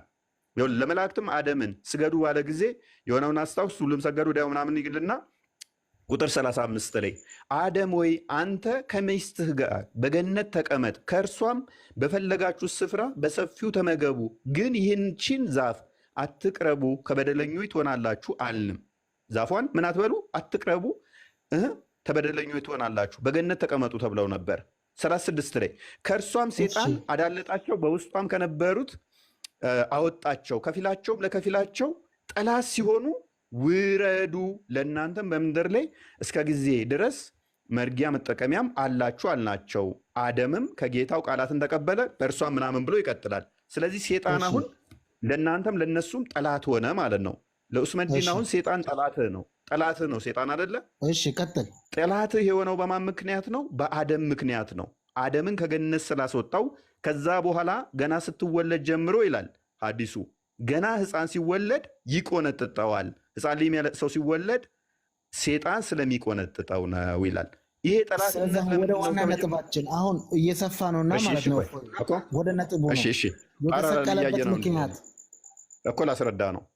ፓራላል እያየ ነው እንድንሄድ ነው። እናንተ ጋም ጠላትነቱ እኛ ጋር ዘፍጥረት ምዕራፍ 3 ላይ በአንተና በእሷ መካከል በሴቷ በዘርህና በዘሯ መካከል ጠላትነትን አደርጋለሁ ብሎታል። ጠላትነቱ ከእኛ ጋም ቀጠለ፣ በእናንተ ጋም የጠላትነቱ አለ። እግዚአብሔር እውነተኛ ዳኛ መሆኑን አይተናል። እኛ ጋር እውነተኛ ዳኛ ነው። ዳኛ ብቻ ሳይሆን ደግሞ ፈራጅ ብቻ ሳይሆን ይቅር ባይም ነው። ይቅር ባይ ከሆነ ደግሞ ይቅር ማለት አለበት። ይቅር ለማለት ደግሞ ምን ያስፈልጋል? የሚያስታርቅ ያስፈልጋል። እውነተኛ አስታራቂ ያስፈልጋል። ከእግዚአብሔር ጋር ሰውን የሚያስታርቅ። አዳምና ሔዋን የበሉት ምን ለመሆን መሰለ ኡስመዲን? እግዚአብሔርን መሆን ፈልገው ነው የበሉት። ሁሉም ፈቅዶላቸው ሁሉ ሰጥቷቸው እግዚአብሔርን ለመሆን ነው የበሉት። ነገር ግን አልቻሉም። ቃሉን ስላልጠበቁ የሴጣንን ቃል ስለሰሙ እግዚአብሔርን መሆን ስለማይችሉ አልቻሉም። እግዚአብሔር ግን የነሱን የሰውን ስጋ ይዞ በስጋ መገለጥ ደግሞ ይችላል። ስለዚህ ፍቅር ነውና ሴጣን በቀጥታ ሄዶ አይደለም ሔዋንን ያሳሳታት። በማን አድሮ ነው ያሳሳታት? በእባብ ውስጥ አድሮ ነው ያሳሳታት። በእባብ ውስጥ ገብቶ ነው ያሳሳታት። እግዚአብሔርስ አስቀድሞ ትንቢት ሲናገር በአንተና በሴቲቱ በዘርና በዘሯ መካከል ጠላትነትን አደርጋለሁ ብሎታል። ሴጣንን የሚያሸንፈው ደግሞ አሁን ምን መሆን አለበት መሰለ? በሰው የተገለጠ መሆን አለበት። እግዚአብሔር ቢሆንማ እናንተ እኮ አይደለማችሁ ያሸነፋችሁኝ፣ እግዚአብሔርማ ኃያል ነው እሱ ነው ያሸነፈኝ ብሎ ምንም አይመስለውም ነበረ። ነገር ግን በስጋ የተገለጠ ተዛስ እኛም ሴጣንን የምናሸንፍበት ወኔ የሚሰጠን መሆን አለበት። በዘርና በዘሯ መካከል ስለተባለ ጠላትነቱ ከሷ የሚወለድ ከሴቲቱ ዘር የሚወለድ ሴጣኑን ጭንቅላት የሚቀጠቅጥ እሱን የሚያሸንፍ መገለጥ አለበት። ስለዚህ ክርስቶስ በስጋ ተገለጠና ያንን የእባቡን ወይንም የሴጣኑን ጭንቅላት ቀጥቅጦ ሞታችንን በሞቱ ሽሮ ህይወትን ሰጠን ማለት ነው።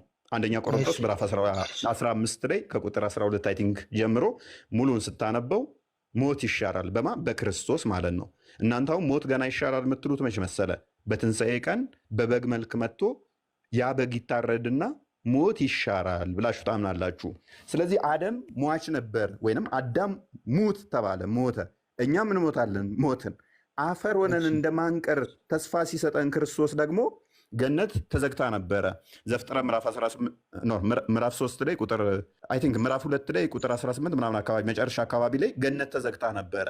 ተስፋ ሲሰጠን ክርስቶስ መጣና ኖ ሲኦል ብቻ አትገቡም ወደ ገነት ትገባላችሁ ይለና ሉቃስ ምዕራፍ 22 ቁጥር 45 አካባቢ ላይ በመስቀል ላይ በነበረበት ሰዓት ላይ ገነትን ይከፍትልናል ማለት ነው። ስለዚህ ገነት ተከፈተችልን።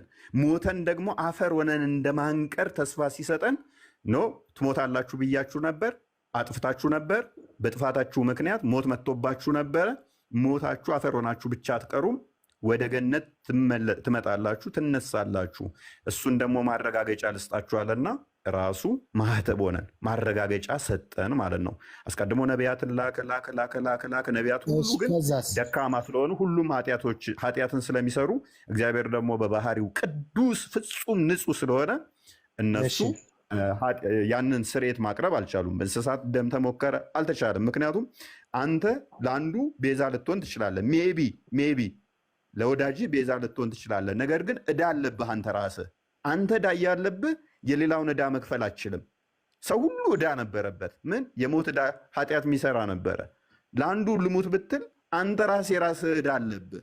ሞት ከመጽሐፉ ምንም የሰጠኸኝ የለም አሁን ድረስ ታሪኩን አይደለም ስለ ታሪኩ ሳይሆን አሁን ጥያቄ ማለት ነው። ፎይ ሁስዬ ሁላችሁን ሰላም ብያለሁ። ሰዓትን ለመጠበቅ ፀሐይ ወጣ ሲባል ኡስመዲን ፀሐይ ወጣ ሲባል ፀሐይ በቃ ወረደች እዚህ ለእኛ ስታበራ አሁን ስለ ፀሐይ አይደለም።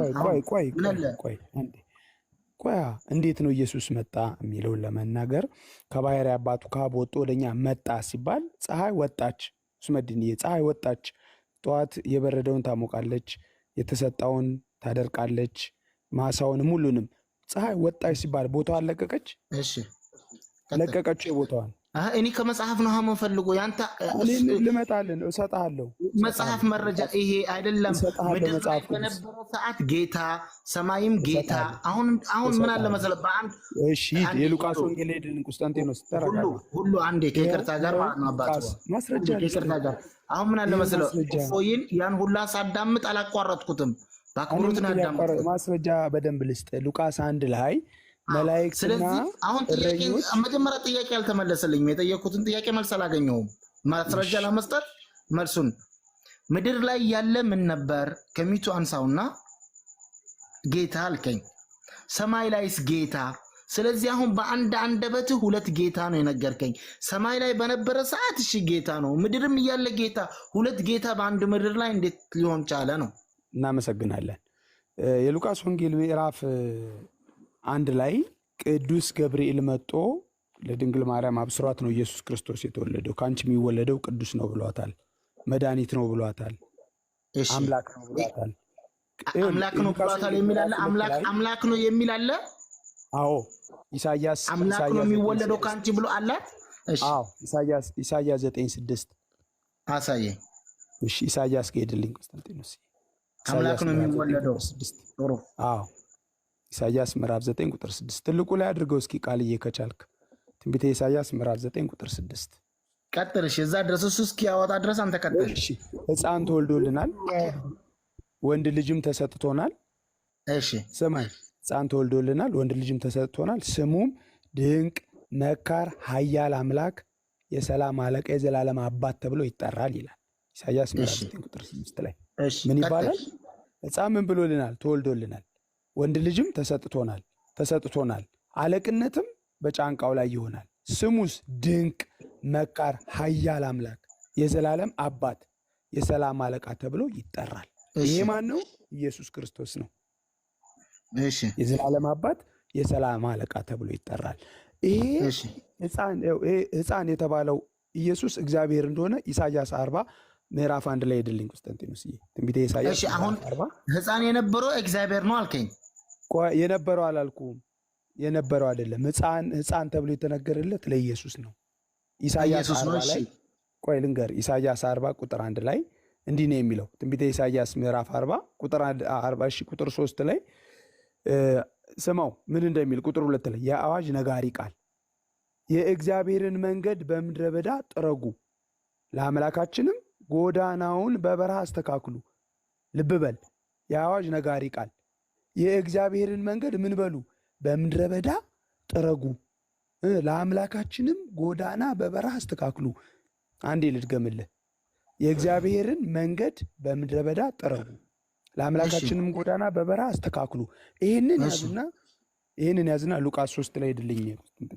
ሉቃስ 3:4 ላይ ሉቃስ ምዕራፍ 3 ቁጥር 4 ያ ቃል ለማን? እግዚአብሔር እንደሆነ አምላካችን እንደሆነ መንገድ የሚጠረግለት ይኸው የሉቃስ ወንጌል ምዕራፍ 3 ቁጥር 4 ላይ እንዲህ ይላል። በምድረ በዳ የሚጮህ የአዋጅ ነጋሪ ድምፅ በነቢዩ በኢሳይያስ መጽሐፍ ቃል እንደተጻፈ። አሁን ያነበብነው ማለት ነው። ኢሳይያስ ለኢየሱስ ክርስቶስ አምላክ እንደሆነ እግዚአብሔር እንደሆነ ነቢያት መስክረውለታል። ስለዚህ ለኢየሱስ ክርስቶስ ትንቢት እንደተነገረ እየነገርኩ ነው። ይሄ በነቢዩ በኢሳይያስ መጽሐፍ እንደተጻፈ እንዲህ ሲል ኢሳይያስ ምን ተናግሯል? የእግዚአብሔርን መንገድ ጥረጉ፣ ጥርጊያውንም አሳይተኸኛል። እሺ ይኸው ይሄ እኮ ሌላ ነው። እዛ ጋር ትንቢት ነው ብሉይ ኪዳን ላይ፣ እዚህ ጋር ተፈጸመ፣ ደረሰ። አሁን ዮሐንስ ከ12 የተሰበሰቡ ሰዎችን ይዞ ምን እያለ መጮህ ጀመረ? የእግዚአብሔርን መንገድ አዘጋጁ እየጮኸ፣ የእግዚአብሔርን መንገድ አዘጋጁ፣ መንገዱን ጥረጉ፣ ጥርጊያውን አስተካክሉ፣ ጎዳና ሁሉ ይሙላ፣ ተራራው ኮረብታው ዝቅ ይበል፣ ሰንካላው ሁሉ ይስተካከል አለ። ዮሐንስም የንስሐ ጥምቀት ካጠመቀ በኋላ እግዚአብሔር ያልኳችሁ ይኸው ከኔ በኋላ የሚመጣው እርሱ ነው፣ እርሱም የዓለምን ሁሉ ኃጢአት የሚያስወግድ ነው አለ ይላል። ኢየሱስ ክርስቶስ ቅድም በደንብ ተነግሯል። ለምን መጣ? የዓለምን ኃጢአት ሊያስወግድ። ኢየሱስ ክርስቶስ ስለምን መጣ? የሰይጣንን ስራ ሊያፈርስ። ቅድም እፎይ በደንብ ነግሯል። ሰይጣን መሰሪ ነው፣ ከጥንት ነፍሰ ገዳይ ተብሏል። የዮሐንስ ወንጌል ምዕራፍ 8 ቁጥር 38 ጀምሮ ከጥንት ነፍሰ በላ ነው ሰይጣን፣ ነፍሰ ገዳይ ነው። ስለዚህ አንደኛ ዮሐንስ ምዕራፍ 3 ቁጥር 8 ላይ የዲያብሎስን ስራ ያፈርስ ዘንድ የእግዚአብሔር ልጅ ተገለጠ ይላል። ልክ ፀሐይዋ ወጣ ስትመጣ ስፍራዋ እንደማትለቅ ሁሉ ተገለጠ። የሉቃስ ወንጌል ምዕራፍ 2 ቅድም የጠቀስነው ላይ መላእክትና እረኞቹ መዘመር ጀመሩ። ኑ ዛሬ ታላቅ የምስራች እንንገራችሁ አሏቸውና እረኞቹን እነሆ መድኃኒት በዳዊት ከተማ።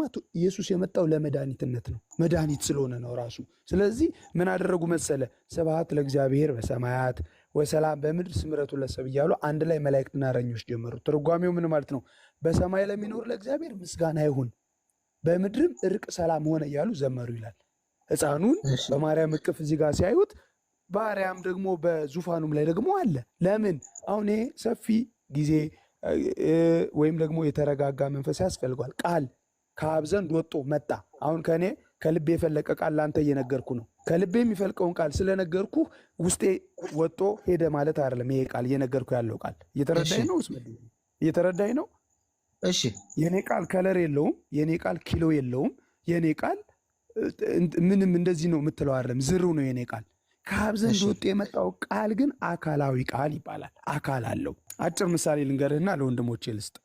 አይደለም ሁሉ አሁን እኔ ጥያቄ አሁን ድረስ መልስ ለጥያቄ አላገኘሁም። ገብቶሃል? ተግባባና እያልኩት ያለሁት የጥያቄ መልእክት ይግባችሁ። መጀመሪያ ያልከኝ ምድር ላይ የነበረው ፈጣሪ ነው ኢየሱስ እግዚአብሔር ነው አልከኝ። በሰማይም ያለው እግዚአብሔር ነው ብለኸኛል። ሁለት ነገር መንፈስ ቅዱስም እግዚአብሔር ነው ልትለኝ ነው እዚህ ላይ ሶስት ቶሽ አሁን ድረስ ስላላላችሁኝ አሁን ይሄን አልደምረውም። ነገር ግን ስለዚህ ኢየሱስ ምድር ሆኖ ሲማፀን የነበረው ማንን ነው? ኡስመዲን ነው። አሁንም 10 ቦታ ነው እየረገጥክ ያለው። በፍቅር 10 ቦታ አይደለም፣ 10 ቦታ አይደለም። ተረጋጋ። ምድር ላይ ያለ ኢየሱስን ማለት ነው። ልንገርህ አጭር። እኛ ኦርቶዶክሳውያን ክርስቲያኖች አንድ አምላክ፣ ሶስት አካል፣ ሶስት ስም፣ ሶስት ግብር አለው ብለን እናምናለን። እንዴት ሊሆን ቻለ ነው? እንዴት ሊሆን ቻለ ነው? አንድ አምላክ ሶስት አካል እንዴት ሊሆን ይችላል? አትከራከር። እኛ ስለፈለግን አይደለም እንደዚህ ሆነው ራሱ መሆን ስላለበት ስለሆነ አስረዳኛ። አሁን ሊገባኝ ስለምፈልግ ነው። በቃ የሆነበት ኬዝ እንዴት ሆነ? በጣም ጥሩ። ሊሆን አይችልም ብለህ ሁለተኛ ነገር ደግሞ አይደለም ሁለተኛ ነገር ደግሞ አንድ አካል አንድ አምላክ በሶስት አካል ነኝ የሚል ከመጽሐፍ ቅዱስ በኢየሱስ አንደበት አሰማኝ። አንዴ አሁንም ከተረጋጋ ለምን ብለህ አትደምድም። አንተ በቃ አላህ አንድ ነው። ለምን አንድ ሆንክ ብለህ ትከራከራለህ? አቻ የለውም፣ ብጤ የለውም፣ አይወርድም፣ አይወለድም። በቃ አልወርድም አልወለድም ካለ አላህ አሚን ብለህ መቀበል ነው። ግብግብ ትይዛለህ ከፈጣሪ ጋር አይደለም። አሁን ወደና አትጠጋ። አይደለም ወደና አትጠጋ። አይደለም ይሄና ይሄ አይገናኝም። እኔ አንድ አላህ አንድ ነው። አዎ አንድ ነው። አይወልድም አይወለድም ነው። ቢጤ የለውም የሁሉም መጠጊያ ይላል የኛ እንጂ አላህ አንድ ነው በምድር ሶስት ነው ምናምን የሚል የለም እኛ ጋር። ለምን አንድ ሆነ? ለምን አንድ ሆነ? መሆን እኮ የለበትም ማለት ነው። አንድም መሆንም ስላለበትም ነው። እሺ ቀጥሉ። በቃ ፈጣሪ አንድ ነው እንጂ መሆን ያለበት አልኩ አይደለም። ስመድኝ ለወንድሞቼ ደግሞ እሺ ቀጥል እስኪ ያለ ደህና ደሩልን። በቃ ሌላ ጋር እንገናኛለን። ሼክ አይዱ እስኪ አንዴ እንትን ባለው ይቀጥላሉ። ቀጥል ትንሽ እኔም ላግዝ ላሳርፍ ብዬ ነው በረከቱን ለመካፈል እና አሁን ኡስማዲን ማለት ነው ጥያቄው ኡስማዲን ቆይ ያነሳውን እንዴት ሶስት አካል ይባላል ምናምን እንዳልከው፣ ሁለተኛ ደግሞ መረጃ እፈልጋለሁ። አንድ ነው ላለው አሁን ወንድማችን ላለው አንድ መረጃ አለ። አንድ የተናገራት አንድ ቃል አለ። ለዛች መረጃ እፈልጋለሁ። በአምላክነት አንድ ነው፣ በአካል ግን ሶስት ነው አለ። በአምላክነት አንድ በአካል ሶስት ነው ጌታ የሚል እናወጣላለን። ችግር የለውም። ተረጋጋና አይ ቲንክ ዘዳግም 6 ወይም 5 አካባቢ ላይ ስማ እስራኤል ያዌ ኤሎሄን ያዌ ካድ የሚለው ስማ እስራኤል ያዌ አምላካችን አንድ ነው የሚለው ስለሚነግረው እስራኤል ሆይ ስማ አምላካችን እግዚአብሔር አንድ እግዚአብሔር ነው። በመጀመሪያ ደረጃ ምን አለ መሰለህ ኡስመዲን፣ አንድ ማለት በራሱ ምንድን ነው? አንድ ልነግረኝ ትችላለህ? አንድ ማለት ምን ማለት ነው? አንድ ማለት ሁለተኛ የሌለው ማለት ነው። ለምሳሌ ዘፍጥረት 2ን አንዴ ክፈትልኝ እንትና ቆስንቲኖስ ዘፍጥረት 2 ቁጥር አይ ቲንክ እስቲ አንዴ ክፈተውና ዘፍጥረት ምዕራፍ 2 ወደ መጨረሻ አካባቢ ላይ ምን የሚለውን ሀሳብ ነው? ቁጥር 24 ላይ እንደዚህ ይላል። ስለዚህ ሰው አባትና እናቱን ይተዋል፣ በሚስቱም ይጣበቃል፣ ሁለቱም አንድ ስጋ ይሆናሉ። ስንት ነው የሚለው? ድገማ ጥቅስህን። ሁለቱም አንድ ስጋ ይሆናሉ ይላል። ምንምና ምን ይጣበቃሉ ብለህ ነበር ቅድም። አይ ስለማይታይ እኔንም አላነበው። ስለዚህ ሰው አባቱንና እናቱን ይተዋል፣ በሚስቱም ይጣበቃል፣ ሁለቱም አንድ ስጋ ይሆናሉ ይላል። ምን ማለት ነው? ምን ማለት ነው? እስኪ አንተ አብራራልኝ። ኦኬ ሁለት ቁጥር አሁን 1 2 3 ኢጅማ ነው ወይንስ ልክ እንዳላ ሲፋት ነው? ስለዚህ ፈጣሪ ሰው ነው እያልከኝ ነው አሁን? በሰው ምሳሌ የምትሰጠኝ እፎይ? ኖ ቁጥሩ ላይ ነው እንጂ እኔ ፈጣሪ ምሳሌ አልሰጠውህም። አንድ ሁለት የሚባሉት በራሱ ቆይ አንድ ሁለት የሚባሉት እነኚህ ቁጥሮች ራሱ ኢጅማ ናቸው አይደሉም? አንድ ሁለት ኢጅማ ማለት አልገባኝም። የሰዎች ስምምነት ነው አይደሉም? ስብስብ ለማለት ነው። ሰዎች ተስማምተው አንድ ማለት የቁጥር ጅማሬ ነው፣ ሁለት ማለት ከአንድ ቀጥሎ ያለው ነው፣ ሶስት ማለት ከሁለት ቀጥሎ ማለት ነው ብለው ሰዎች የተስማሙትና የወሰኑትን እንደዛ ብለው ለመግባባት ያደረጉ ቁጥር ነው አይደለም? እሺ ነው አይደለም? ቀጥል፣ እየሰማሁ ነው። እንስማማ። ቅድሚያ በዚህ ሳንስማማ የትም አንሄድም። ምን እያልከኝ ስለሆነ ማለት ቁጥር አንድና ሁለት ምናምን ሰዎች የተስማማንበት ቁጥር ነው ነው አይደለም ነው ጥያቄ። 1 2 3 ማለት በራሱ ሰዎች የተስማማንበት ነው አይደለም? ቁጥር ነው። 1 2 3 ቁጥር ነው እኮ። ያንን ቁጥር አንድ ስንል በራሱ ለምሳሌ በምን ቆጥረኸው ነው አንድ የምትለው? አንድ ምንድን ነው እሱ? ለምሳሌ አንድ ማለት ነጠላ ነገር ማለት ነው። ብቸኛ የሆነ ነጠላ ነገር አንድ ይባላል። ሁለት ደግሞ ሁለት ነገሮች ስብስቦችም አንድ ሊባሉ ይችላሉ። ተመሳሳይ ኢሰንስ ያላቸው በራሱ አንድ ተብለው ሊጠሩ ይችላሉ። በየትኛው አካሄድ ተመሳሳይ እንስሳቶች አንድ? ቆይ እስቲ ንፋስን ምን ብለህ ነው የምቆጥረው? ንገረኝ። ምን ቆጥሬውም አላውቅም። ንፋስ ተቆጥሮ አካል ማይቆጠር አለ ማለት ነው። መጀመሪያ በፍጡር አትስጠኝ ብያለሁ። ምሳሌ ስለ አምላክ በፍጡር አትስጠኝ። ንፋስ ፍጡር ነው። ዌይት ሚኒት ብሮ ሊስን። ንፋስ አይቆጠርም። which is ካውንቴብል እና አንካውንቴብል የሚባል ነገር አለ ማለት ነው። የኛ አምላክ ሰዎች በወሰኑት ቁጥር የሚወሰን እንደዛ የሚቆጠር አይደለም በመጀመሪያ ደረጃ። ስለዚህ ብዛት አለው ማለት ነው አምላክ። ያ የእናንተ አንድ ስትል አሁን ምን ታመጣልኛለህ? አይደለም አሁን እዚህ ላይ እፎይ ከይቅርታ ጋር ስለዚህ ብዛት አለው። ቆይ ፕሊስ። ስለዚህ ምንድነው እሱ በራሱ ፈጣሪ የሚቆጠር አይደለም። ቆይ አዳምጣ፣ ጣልቃ አትግባ። ኡስመዲና እንዴ ጣልቃ አትግባ፣ እየተረዳዳን ስለሆነ። ንፋስን እንኳን መቁጠር አንችልም። ንፋስ ደግሞ የፈጣሪ ፍጡር ነው። ንፋስን መቁጠር ማንችል አካላት ከአይምሮ በላይ የሆነውን ልናስበው እንኳን እንደው በሙላት ማንችለውን ነገር እንዴት ነው እሱ እኛ በወሰድነው ቁጥር በዛ ውስጥ አይምሯችን ውስጥ ምንቀርጸው? ኡስመዲናውን አላህም በአይምሮ ሰፍቶ ሰርቶታል። አላህ አምሳል የለውም ቢልም አትሊስት አላህ እንደኔ አንድ ነው፣ አምሳል አለው። እንደኔ አንድ ነው አላህ። መጀመሪያ አይደለም አሁን ከርዕሳችን የወጣ ነው። አልወጣሁም። እናንተ ጋር አምላክ ራሳችሁ ከሆነ የምትቆጥሩት አዳምጥ፣ እባክህ አዳምጥ። ስለዚህ ምንድነው እሱ የሚቆጠሩ ነገሮች በራሳቸው ወደ ፍጥረት ውስጥ የሚገቡ ይሆናሉ ማለት ነው። ነገር ግን 1 3 ስንል ምን እያልን ነው እኛ? አንድ ስንል መለኮታዊ ባህሪውን እየተናገርን ነው። ለምሳሌ እኔንም ኡስመዲንንም የፈጠረን አካል ያው እኔን የፈጠረኝን ኡስመዲንንም ፈጥሮታል ስል አንድ ነው እንላለን። የፈጠረን እኔንም አንተንም እዚህ ጋር ያሉትንም ሁሉንም የፈጠረው አንድ ነው ለማለት ነው አንድ ምንል እንጂ የሆነ በቁጭ በሎ ሰፍራ አንድ ቁጭ በሎ ወይንም ደግሞ ቁመቱ እንደዚህ የሆነ ክብደቱ እንደዚህ የሆነ አንድ እንደምትለው አይደለም። አየህ፣ የፈጠረው ሁሉንም የፈጠረው አንድ ነው ስንል ሌላ የተለየ የፈጠረ የለም፣ ያ ብቻ የአካል ብቻ ነው የፈጠረው ስንል አንድ እንላለን። የሚያሳልፈውም ደግሞ ራሱ ነው እሱ ነው ስንል አንድ እንላለን። ይሄ አንዱ ደግሞ ይሄ የፈጠረው ልብ በል ኡስመዲን፣ ይሄ ሰማይና ምድርን የፈጠረው ሁሉን ያስገኘው ሁሉን የሚያሳልፈው አንዱ የተለየ ያልሆነው ከሌላ ጋር የማይለየው አንዱ ምንድነው? እሱ መንፈስ አለው፣ ቃል አለው፣ መገኛው አለ አብ። ይሄንን ምን ብለን እንጠራዋለን? ደግሞም ቃል ካለው ቃሉን ልጁ ብለን እንጠራዋለን። የሚናገርበት ቃሉ ወይንም ደግሞ የልጁ ባህሪ ልጁ ብለን እንጠራዋለን። መንፈሱን ደግሞ መንፈስ ቅዱስ ብለን እንጠራዋለን። ያ መገኛውን ደግሞ አብ ወይንም አባት ብለን እንጠራዋለን። ልክ እናንተ ለምሳሌ አላህ አለ፣ ከዛ ደግሞ አላህ ቁርአን አለ። ቁርአን ይዝ ከለም አላህ አይደለ? ቁርአን ከለም አላህ ነው አይደለ?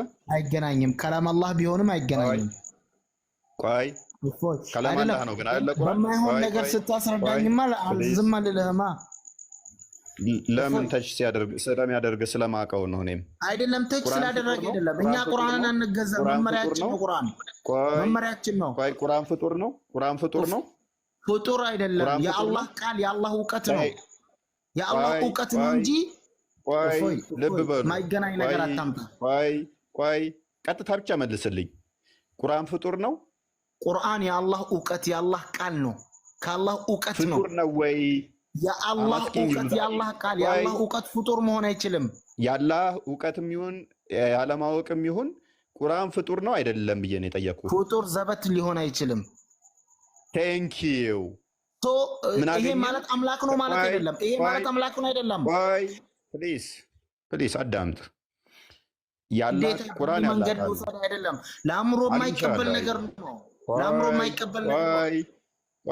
በዚህ ሁኔታ ማለት እንግባባ አልቻልንም። ደህና ደሩ ከምር አይደለም። እፎይ ገብቼልሃለሁ ማለት ነው። የፈለኩትን መረጃ አይደለም አሁን እያቀረብክልኝ ያለው። ገብቶሃል? አልገባኝም። አትሩጥ። እሺ ስላሴንና ቁርአንና አላህ ምን አገናኘው? እስኪ ቁርአን ላይ ተገዙ። እስኪ ማን ሲገዛ የቁርአን መበሳጨት? ሶሪ መበሳጨትነት አይደለም ይሄ። መበሳጨት መስሎ ከሆነ ምናልባት ድምፄ ከፍ አድርጌ ሊሆን ይችላል። ባህሪ ነው። እስመድን እሺ አቀዝቅዘውና፣ ስለዚህ እኔ ምን አልኩህ? ቃሉን ወልድ ብለን እንጠራዋለን ወይንም ልጁ ብለን እንጠራዋለን። እናንተ ደግሞ ያላህን ቃል ቁርአን ያላህ ቃል ነው ብላችሁ ትጠራላችሁ። ያላህ ቃል ደግሞ ቁርአኑ ፍጡር አይደለም ብላችሁ ትጠራላችሁ። ያላህ ቃል የቱ ጋር አለ? እኔ ቤት ውስጥ አሁን ቁርአን አለ። ቁርአን ደግሞ ፍጡር አይደለም። ስለዚህ ፈጣሪ ነው የሚላለ። ፍጡር ካልሆነ ፈጣሪ ነው ማለት ነው አይደለም? ፍጡር ካልሆነ ፈጣሪ ነው። ኢትስ ናት ሚኒንግ ፈጣሪ ማለት አይደለም። I'm not saying that እንደዛ ካልኩማ ይሄ ማለት ወደዛ መስመር ነው። አሁን ምን አለ መሰለህ መስመራችን ፕሊስ ራስ እንድትል ስለማደርግ ተረጋጋ። ምን ብሎኛል አሁን ኡስመዲን? ቁርአን ያላህ ቃል ነው፣ ያላህ ቃል ደግሞ ፍጡር አይደለም ብሎኛል። አንድ ጥያቄ ብቻ ልጠይቅህና የእኛን ላብራራለህ። የእኛን ላብራራው አሁን ድረስ አንድ ቁም ነገር መረጃ የሚይዝበት አላህ ቁርአን ነው ወይ? አልቻልኩም ማግኘት ካንተ። አላህ ቁርአን ነው ወይ? ቁርአን አላህ ነው አይደለም? ቴንኪው። በቃ ጨረስን። እኔ እናንተ አሁን ማይኪያስ ልብ በሉ። ቁርአን ያላህ ቃል ነው። ያላህ ቃል ደግሞ ፍጡር አይደለም። አላህ ደግሞ ቁርአን አይደለም። እኔ ቤቴ ውስጥ ቁርአን አለ። ፍጡር ያልሆነ አካል ቤቴ ውስጥ አለ። አላህ ደግሞ ግን አይደለም። አትሊስት ሁለት ፍጡር ያልሆኑ አሉ። ማናማ? አላህና ቁርአን። ቃሉና አላህ አሉ። ምክንያቱም አላህ አይደለም ቁርአን ብሎኛል። ነገር ግን በምን ተገልጧል? በወረቀት ላይ ተገልጧል። ወረቀቱ ምንድን ነው? ፍጡር ነው። ቃሉ ግን ፍጡር አይደለም። እኛስ ምን እናምናለን? የእግዚአብሔር ቃል ወልድ ያብ ቃል አንድ የሚውተር ቃሉ ምን በስጋ ተገለጠ። በወረቀት እንደ ቁርአን ሳይሆን በስጋ ተገለጠ። የኛ እምነት ይሄ ነው። ስለዚህ ከሶስቱ አካል አንዱ አካል በተለየ አካሉ ወልድ በስጋ ተገለጠ የምንለው ኢየሱስ ክርስቶስ ይሄንን ነው። እሺ ጥሩ፣ አሁን ጨርሰሃል። እሺ ስለዚህ እሺ እኔ ላውራበት። ጥሩ፣ በእኔ መንገድ መምጣትህ እሺ ለማስረዳት ያህል ሞክረሃል። ግን አንድ ነገር እንገርህ፣ ቃል በስጋ ተገለጸ በወረቀት አልተገለጠም አልክ። እኛ የአላህ ቃልን አንገዛውም፣ መመሪያችን ነው። የአላህ ትእዛዞች የወረደበት ነው እንጂ አንተ አድነን፣ አንተ ቁርአን አድነን፣ አንተ ቁርአን እንዲህ አድርግልን የሚል ሙስሊም አታገኝም። አላህም አላዘዘንም። መመሪያችን ብቻ ነው። አንድ ሁለተኛ፣ እኔ አንተ ግን የእግዚአብሔር ቃልን ኢየሱስ ነው ካልክ ኢየሱስን እየተገዛህ ነው። ኢየሱስም እየተገዛህ ነው። ሁለተኛም ኢየሱስም የላከውም የሱ ቃል ያደረገውን አምላክም እየተገዛ ነው። ሰው ሁለት አምላክ ስትገዛ ነው ያየው። አሁን በራስ አንደበት ያወጣውን ንግግር ነው አሁን ማወራ። ወደ ቁርአን ያመጣህበት መንገድ ኢትስ ቢግ ሚስቴክ፣ ትልቅ ስህተት ነው። ምክንያቱ አላህ ቁጭ አርጎልናል። ወማ ሚን ኢላሂን ኢላ ኢላሁን ዋሂድ፣ ከአላህ ውጭ አንዳችን አምላክ እንደሌለ ተናገረ። እኛ ቁርአንን ስንገዛ ሆነ ምንም ስንገዛ ማንንም የሚያቀርብብን መረጃ ከቁርአንም ከሐዲስም የሚያመጣ ማንም የለም። መመሪያችን ነው። ማንን ስትገዙ? ቁርአንን ስንገዛ ማንም የሚያቀርብብን ሰው የለም። ምክንያቱ እስልምና አላዘዘንም፣ አላህ አላዘዘንም፣ ነብያችንም አላዘዘንም። ታንኪዩ አንዴ ማይክ ያዝ። እሺ ታንኪዩ ማይክ ያዝ። ምንድነው ራሱ መለስክልኝ እኮ አሁን በቤትህ ማለት ነው። የሰው ሐሳብን ሳትጨርስ አንዱን አንጠልጥለህ እንዳረሳው። ቆይ ሚዩት አድርጋ እንዴ። ምን አለን? ቁርአንን ተገዙት አልተባልንም። እኛ ቁርአንን ስለማንገዛ አምላካችን አይደለም። እናንተ ግን ሶስት አምላክ እንደምትገዙ ነገርከኝ።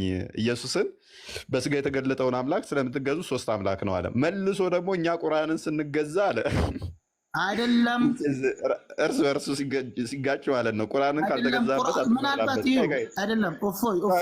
ብሮ ቁርአንን አልገዛም ካልከኝ ደስ እያለኝ እኔ እጅህን ስሜ እቀበላለሁ። ራሱ በደቂቃ ውስጥ ደጋግመህ ነው ያልከው። እንደውም እኛ ቁርአንን የአማርኛ ስህተት ሊኖር ይችላል። የአማርኛ ቃላት አዳምጠኝ። እፎይ እኔ ፍጹም አይደለሁም። ፍጹም አይደለሁም። አንደኛ እንድሳሳት የምታደርገኝ አንተ ኡስመዲን ይበቃል። ምን አለ መሰለህ፣ አዳምጠኝ። በጣም የሚያስጠላው ነገር ማለት ነው በመሀል ገብተህ የምታቋርጠው ነገር፣ በመሀል ገብተህ የራስህን ሀሳብ ለማራመድ የምትሞክረው ነገር ነው። ግድ የለም ወንድምዬ፣ እንወድህ አንድ ጊዜ አዳምጠኝ። ለልጁ መገዛት አንድ መረጃ ስለ ስላሴ አምላክነት ከመጽሐፍ ቅዱስ አንድ መረጃ አልሰጠኸኝም። አንዴ ሶሪ ማይክህን ያዝና መረጃ ልፈንህ አትበለኛ። አንዴ ግድ የለም ይሄ ነው ስራቸው። ከምር ጉድባይ ለልጁ ትገዛላችሁ አልከን አይደለ? ለሁለት አምላክ እንደመገዛት ነው እያሰብክ ያለው። ለሶስት አምላክም ነው የምትገዙት እንጂ ለሶስት አምላክ። አዳምጠኝ እፎይ፣ ሱራው እንትኑን አውጣልኝ ስልኬ ላይ ስለሆነ። ነብዩ መሐመድ ግን አላህ ልጅ የለውም እንጂ ልጅ ቢኖር የመጀመሪያ ተገዢ እኔ ነኝ ይላል ቁርአኑ ላይ። አዎ ይላል። አዳምጠኝ። ለምን ቁል ኢን ካነ ሊረሕማኒ ወለዱን ፈአና አወሉል ዓቢዲን ይላል። የአምላክ ልጅ አምላክ አይበቃም። ለአላህ ልጅ አይበቃለትም። ልጅ የሚያስፈልገው እንደኔና እንዳንተ አይነት ደካማ ፍጡር ነው። ነገ ከነገ ወዲያ ሸምግዬ የሚጦረኝ የሚል ደካማ ፍጡር ነው እንጂ የሚያስፈልገው ለአምላክ የሚገባ ባህሪ አይደለም። ልጅ ለአምላክ የሚገባ አምላክን ከዚህ የጸዳ ነው። ይሄና ዓለም እንደጠቀስኩልህ ገብቶሃል? ይሄና ዓለም እንደጠቀስኩልህ ገብቶሃል? አይደለም እንዲገባኝም ስለማልፈልግ ምን አለ መሰለህ ያን አይደለም ለምን እንደጠቀስኩልህ አሁን ይሁን ተመልከት። የምታመጣልህ እኔ ስላሴ ስለአንተ መረጃ ኡስመዲን በጣም እየጮህክ ነው። እሺ ስለጮህኩኝ ይቅርታ፣ ስለጮህኩኝ ይቅርታ። አይ መጮህን ትንሽ በቃ ያለብኝ ነገር ዝም ብሎ ነውና በወሬ መሀል ከፍ ይላልና ምን እያደረክ መሰለህ አንተ አሁን ሁለቱ አሁን ተምታቶብሃል። ለዛ ነው ያንተ ጋር ያለውን ማይንድ ሴት ዘመተ ክርስትናው ጋር ቁርአን ላይ ተገዙ ካለ በቃ እኛ ጋር ደግሞ ተገዙት ከተባል እኛ ጋር እንደዚህ ልጅ ካለው አባት ካለው ቃሉን ልጅ ብለን ከጠራን ቆይ እሱ መብትህ ነው። አሁን ይሄ እኔ በአንተ መብት እኔ አልጋፋም። ግዴታና ወደ እስልምና እያልኩ አይደለም። አሁን ስለአንተ እምነት ይብቃ። ምክንያቱም ቁርአኑ ያለ ቃል ነው። እንደምትገዛው ነግረኸኛል። ቁርአኑ ፍጡር እንዳልሆነ ነግረኸኛል። ቁርአኑ ደግሞ አላህ እንዳልሆነ እንደምገዛው ቁርአንን እንደምትገዛ አልተናገርክም። ምናልባት ተሳስቼ ቃል ወጥቶ ሊሆን ይችላል። አንተ ምንድን ቃላት ነው እንደምትጠባበቀው አይደለም። ይሄ ምንድነው? የኔ ተቆጣጣሪ ነው እንደተደረከው። የሰው ልጅ ቁርአን አትገዛ ማለት ነው። ቃላት ሊሳሳት ይችላል። የሆነ ቃላት ሊሳሳት ይችላል። ቁርአን ግን እንከተለዋለን እንጂ ማለት ነው የአላህ ቃል እንደመሆኑ አምላክ ነው ብለን ሁለተኛ አምላክ አንይዘውም። ይሄ ነው ቁጭ ያለ አማርኛ ነው። እኛ ጋር ያለው ግን አንተ የሆነች ስተት ትፈልገ አሁን አቋምህም አሁን ኦፌይ ምን አለ መሰለ የሚያስጠላው የሚደብረው ነገር ማለት ነው የሆነች ትንሽን ክፍተትን ፈልገ ትንሽን ስተት ነው የምትፈልገው ፍጹም አይደለም እኔ ገብቶሃል እበላለሁ እጠጣለሁ ብዙ ነገር እታመማለሁ ችግርም ይደርስብኝ ፍጡር ነኝ ደካማ ፍጡር I think ትንሽ ቮሊዩም ከመረታተች እሱ ስተትን ላለመጠበቅ አትሞክር ከኔ ማለት ነው ወገናችን ድምፅህን ቀነስ ማድረግ አትችልም ፕሊዝ ሶ ቴንክ ዩ ፎር ድምፅህን ቀነስ አድርገው ትንሽ እሺ ለማለት ዮሐንስ 10:24 ነው አውጣልኝ ዮሐንስ 10:24 አንዴ እናስረዳ አሁን ላልከው ስለ ስላሴ በቃ ኢየሱስ ስላሴ አምላክ ሶስት ነው የሚል እኔ አምላክ ነኝ አብም አምላክ ነው መንፈስ ቅዱስም አምላክ ነው ሶስቱም ተገዙ የሚል ብቻ አሳየኝ እኔ አላህ አምላክ ነው አሳየኝ ካልከኝ ሺ ቦታ ላሳየህ እችላለሁ ብዙ ቦታ ላሳየህ እችላለሁ ተረዳኛ ዮሐንስ 10:24 ላይ እዚህ ያላችሁ 3300 ሰዎች ልቡናችሁን ከፍታችሁ በደንብ ስሙ ይልቁንም ይሄን ቃል ላለመቀበል ጥግ የምትሄዱ ሰዎች አይሁድም እርሱን ከበው ኢየሱስን እስከ መቼ ድረስ በጥርጣሬ ታቆየናለህ አንተ ክርስቶስ እንደሆንክ ገልጠህ ንገረን አሉት እርሱም መለሰላቸው እንዲህ ሲል ነገርኳችሁ አታምኑም ነግሬያችኋለሁ ግን ምን አትሉም አታምኑም በአባቴ ስም የማደርገውን ስራ ስለኔ ይመሰክራል በማን ስም የሚያደርገው ስራ በአባቱ ስም እሺ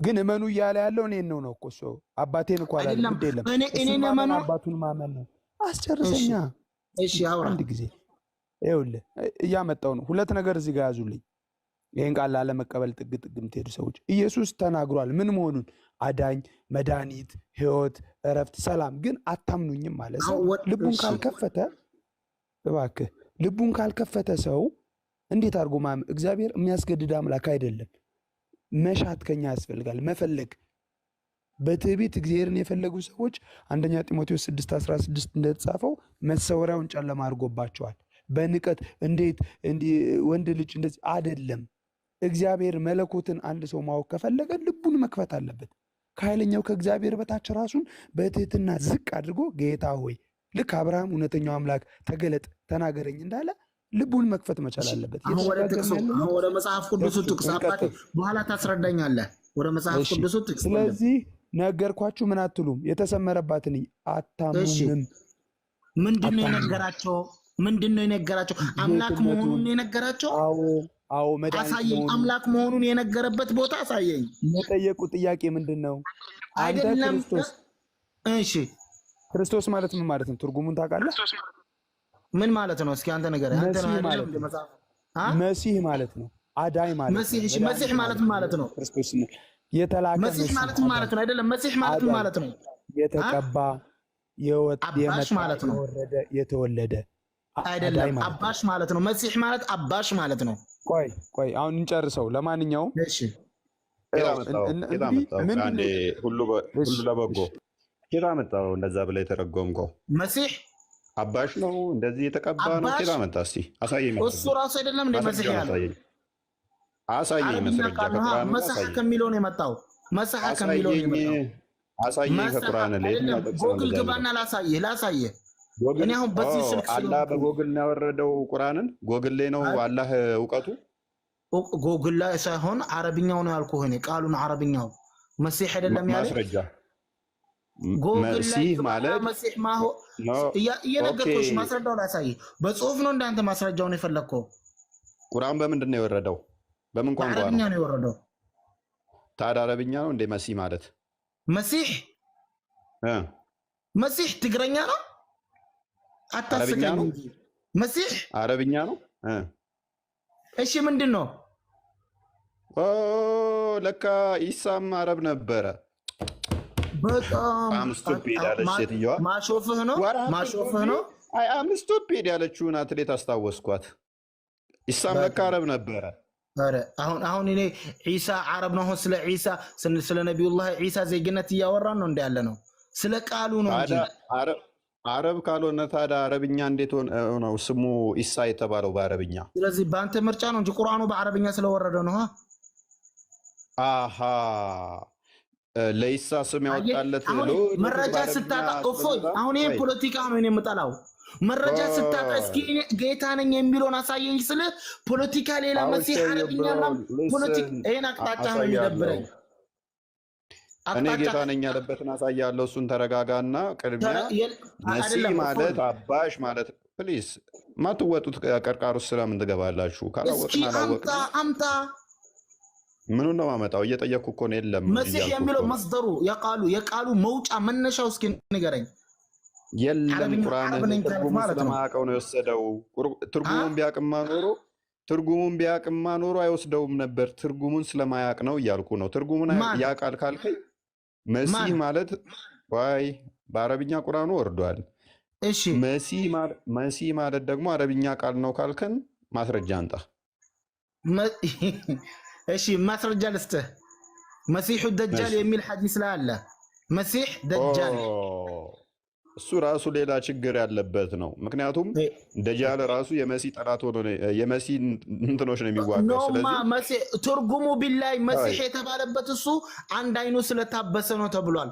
አዳምጠኝ እፎይ፣ አሁን አንተ እየሸሸህ ያለው ማለት ነው ስለ ስላሴ የተያዝክበት ውጥረት ላይ መሸሻተህ ነው አንተም ሆነ ጓደኛ I'm so sorry to talking with you ኡስመዲን ፕሊዝ ዌይት፣ የትም እንዳትሄድ። አይኑ ስለታበሰ ነው አልክ። የትኛው አይኑ? ኦኬ አለም ገና። እሺ ሰላም ናችሁ? እግዚአብሔር ይመስገን። ቢስሚላህ ማለት ምን ይባላል መሰለ በሀገርኛ ማለት ነው። አውቆ የተኛ ቢቀሰቅሱት አይሰማም።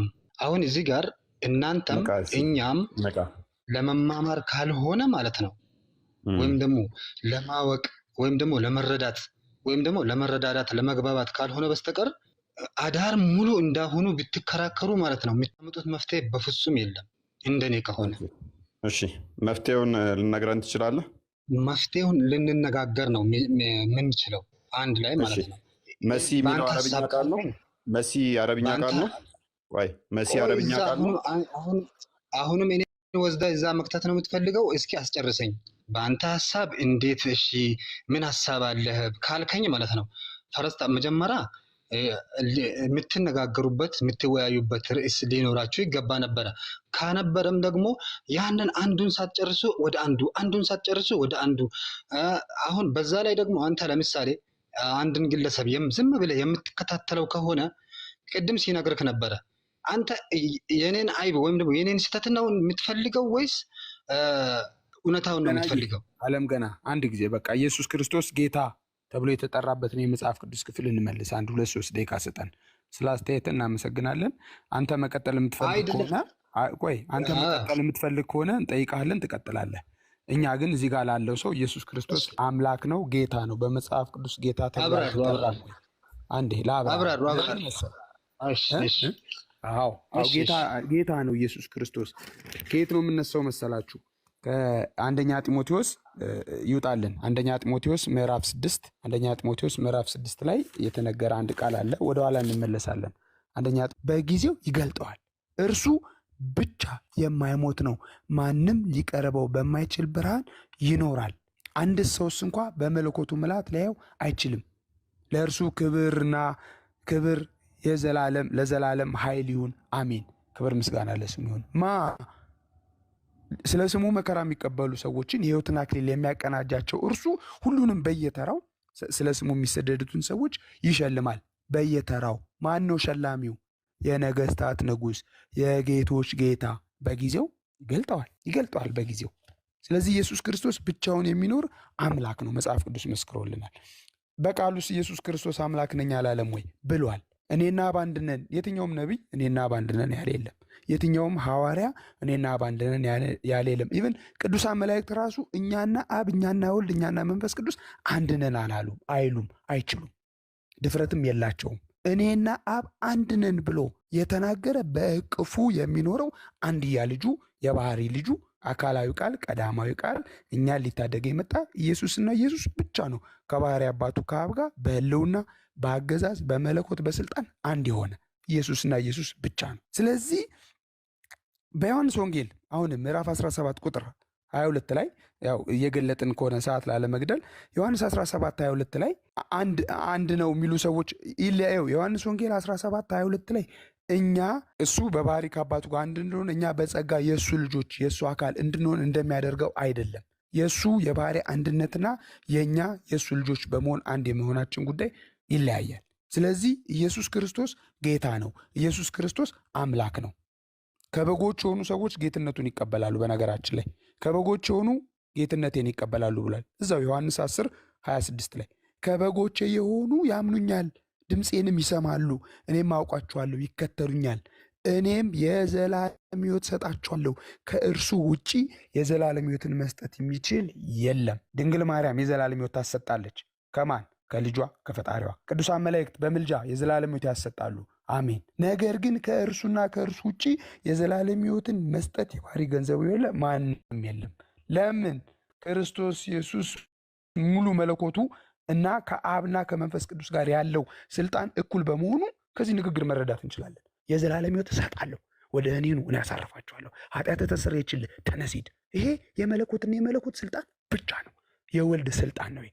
በነገራችን ላይ የወልድ የሆነው የአብ ነው፣ የአብ የሆነው የወልድ ነው፣ የመንፈስ ቅዱስ ነው። ዮሐንስ 16:15 የአባቴ የሆነው የኔ ነው፣ የኔ የሆነው የአባቴ ነው፣ የአብ የሆነው የኔ ነው፣ የወልድ የሆነው የአብ ነው።